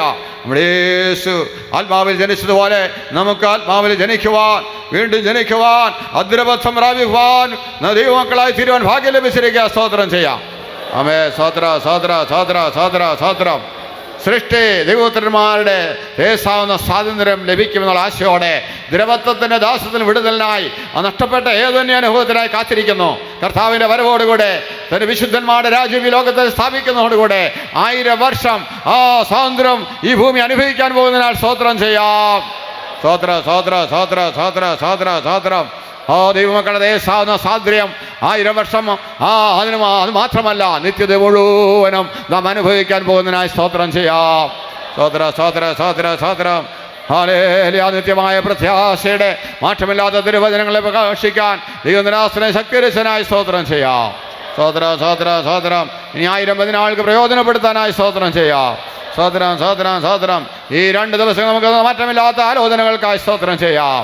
സഹോദരം യേശുക്രിസ്തു കാൽവരി ക്രൂശിൽ നിവർത്തിച്ച എന്നേക്കുമുള്ള സൽഗുണ പൂർണ്ണത തന്റെ തിരുസഭയ്ക്ക് അധികം നൽകിയിരിക്കാൻ സ്തോത്രം ചെയ്യാം. സഹോദരം ഇങ്ങനെ ഈ മീറ്റിംഗ് ശാന്തമായ അന്തരീക്ഷത്തിൽ നടത്തുവാൻ അനുകൂലമായ സാഹചര്യങ്ങൾ നമുക്ക് തന്നു, അതിനായി സ്തോത്രം ചെയ്യാം. സാന്തരപ്പെട്ട് താൻ കൽപ്പിക്കാവുന്ന സ്നാനമേറ്റ് ശിക്ഷാവിധിയിൽ വിടുവിക്കപ്പെട്ട, സ്വർഗത്തിൽ പേരെഴുതപ്പെട്ട് ജീവന്റെ പുസ്തകത്തിലും കുഞ്ഞാൻ ദിവസത്തിലും പേരെഴുതപ്പെട്ട് സ്വർഗീയ രാജ്യത്തിന് അവകാശികളായി തീരുന്നതിനായി സ്തോത്രം ചെയ്യാം. സഹോദരം ഇവിടെയുള്ള ശുശ്രൂഷകർക്ക് എല്ലാ ദൈവമക്കൾക്കായി സ്തോത്രം ചെയ്യാം. സഹോദര ഈ ദിവസങ്ങളിൽ കർത്താവിന് വേണ്ടി ചിലവിടാൻ, ചിലവായി പോകാൻ, പാടുവിടാൻ, അധ്വാനിക്കാനല്ല ദൈവം തൻ്റെ മക്കളെല്ലാം ശക്തീകരിച്ചതിനായി സ്തോത്രം ചെയ്യാം. സഹോദരം നമ്മുടെ യേശുകൂലിയും പ്രതിഫലമായി വരുമ്പോൾ പ്രതിഫലം പ്രാപിപ്പാൻ നല്ലവനും വിശ്വസന ദാസനെ എന്ന് വിളിക്ക് യോഗ്യരായുധമാൻ്റെ സന്തോഷമാകുന്ന അബുദീർശലേമിലേക്ക് സ്വർഗ്ഗസീമയിലേക്ക് പ്രവേശിപ്പാൻ നമ്മെ യോഗ്യരാക്കി തീർക്കാനായി സ്തോത്രം ചെയ്യാം. സഹോദരം നമ്മുടെ മുമ്പിൽ നിൽക്കുന്ന വിശുദ്ധന്മാർക്കായി സ്തോത്രം ചെയ്യാം. ആയുസ്, ആരോഗ്യ, ബല, സൗഖ്യം നൽകിയ ദൈവം പ്രവർത്തിക്കുന്നതിനായി സ്തോത്രം ചെയ്യാം. സഹോദരം വേഗം വെളിപ്പെടാൻ പോകുന്നതിനാൽ സ്തോത്രം ചെയ്യാം. ത്രിയേക ദൈവത്തിന് സ്തോത്രം ചെയ്യാം. സഹോദരം പരിശുദ്ധനായ ദൈവമേ, ഞങ്ങളങ്ങേ വാഴ്ത്തുന്നു, മഹത്വപ്പെടുന്നു, സ്തുതിക്കുന്നു. കർത്താവ് ദേശത്തെ സ്നേഹിച്ച്, ഈ വേലയെ സ്നേഹിച്ച് ഈ വർഷവും ഞങ്ങൾക്ക് ഇങ്ങനെ സുവിശേഷവും തന്നതിനായി സ്തോത്രം. ഈ 2 ദിവസത്തെ മീറ്റിങ്ങിനെ ആദ്യോടൊന്നും കർത്താവ് ഭാരമെടുത്ത് ഏറ്റവും അനുഗ്രഹമാക്കി തന്നതിനായി സ്തോത്രങ്ങൾ. അതേക്കായി വിശ്വസതയ്ക്കായി സ്തോത്രം. ആത്മാവിൽ പാടി സ്തുതിച്ച് ആരാധിച്ച് ഞങ്ങളുടെ സാന്നിധ്യം അനുഭവിപ്പാൻ കൃപന്നതിനായി സ്തോത്രം. ദൈവം അനുഗ്രഹിക്കപ്പെട്ട സാക്ഷ്യങ്ങളെ 2 ദിവസം തന്നതിനായി സ്തോത്രം. മാറ്റമില്ലാത്ത ആലോചനകളെ അറിയിക്കുവാനോട് ദാസന്മാരെ ശക്തീകരിച്ചതിനായി സ്തോത്രം. ദാഹത്തോടെ വിശപ്പോടെ വന്ന ജനത്തിൻ്റെ പൂർണ്ണതയ്ക്ക് ആവശ്യമായ എല്ലാ നല്ല ആലോചനകളെ വെളിപ്പെടുത്തിനായി സ്തോത്രം. ദൈവത്തിൻ്റെ ആലോചന ഒട്ടും മറച്ചു വയ്ക്കാതെ വന്ന ഒന്നാം നൂറ്റാണ്ടിൽ അപ്പോസ്തലിക സഭയ്ക്ക് ദൈവം വെളിപ്പെടുത്തിയതുപോലെ ഈ അന്ത്യനാളിലും ദൈവം വെളിപ്പെടുത്തിക്കൊണ്ടിരിക്കുന്നാലോ വെളിപ്പെടുത്തപ്പെട്ട ആലോചനയ്ക്കൊത്തോണം ജീവിച്ചുകൊണ്ട് ഹല്ലേലൂയ സ്തോത്രം സ്തോത്രം സ്തോത്രം കർത്താവേ ആമേ മരണത്തെ ജയിച്ചവരായി തീരുവാൻ, പാപത്തെ ജയിച്ചവരായി തീരുവാൻ, ജഡത്തെ ജയിച്ചവരായി തീരുവാൻ, അതേ ദുർമോഹങ്ങളെ ജയിച്ചവരായി തീരുവാൻ, അമേ മരണത്തെയും ജയിച്ചവരായി തീരുവാൻ, ജീവന് അക്ഷരം പ്രാപിപ്പാൻ, വലിയേറിയ വിശ്വാസമുള്ളവരായി തീരുവാൻ കർത്താവേ സ്തോത്രം സ്തോത്രം. നീതിയുടെ ശുശ്രൂഷക്കാരായി തീരുവാൻ, തേജസ്സിന്റെ ശുശ്രൂഷക്കാരായി തീരുവാൻ, ആത്മാവിന്റെ ശുശ്രൂഷക്കാരായി തീരുവാൻ കർത്താവേ സഹായിക്കുന്നതായ സ്തോത്രം കർത്താവേ. ഹല്ലേലൂയ. തുടർന്നും കർത്താവിൻ്റെ സഭയെ അങ്ങ് പോറ്റി പുലർത്തണമേ, കാത്തു പരിപാലിക്കണമേ കർത്താവേ. കറാചുളുക്കമാട്ടമല്ലാത്ത തിരുസഭയായി, മണവാട്ടിയായി, മണവാളനായി യേശു വെളിപ്പെടുമ്പോൾ മുമ്പാകെ വെളിപ്പെടുവാൻ ഈ യോഗങ്ങൾ മഹാതിരമായി തീർന്നുകൊണ്ടിരിക്കുക. സ്തോത്രം കർത്താവേ സ്തോത്രം. എല്ലാ മാനവും മഹത്വം അങ്ങേ കർപ്പിക്കുന്നു. ആമീൻ കർത്താവായ യേശുവേ, വേഗം വരണമേ നിങ്ങൾ പ്രാർത്ഥിക്കുന്നു. നമ്മുടെ വരവിനായി ഞങ്ങൾ ഒരുക്കണമേ യേശു ക്രിസ്തുവിന്റെ നാമത്തിൽ. സ്തോത്രം ചെയ്യാം. സ്തോത്രം സ്തോത്രം സ്തോത്രം സ്തോത്രം. നമ്മുടെ കർത്താവായ യേശു ക്രിസ്തുവിൻ്റെ കൃപയും പിതാവായ ദൈവത്തിൻ്റെ സ്നേഹവും പരിശുദ്ധമാവാൻ ദൈവത്തിൻ്റെ സഹവാസവും കൂട്ടായ്മയും നമ്മോടും സകല വിശുദ്ധന്മാരോടും ഈ ദേശത്തോടും ഈ വേലയോടും കൂടെ കർത്താവിൻ്റെ വരവൂരിയും ഇരിക്കുമാറാകട്ടെ. ഹല്ലേലൂയാ ഹല്ലേലൂയാ ഹല്ലേലൂയാ. എല്ലാവർക്കും സ്തോത്രം.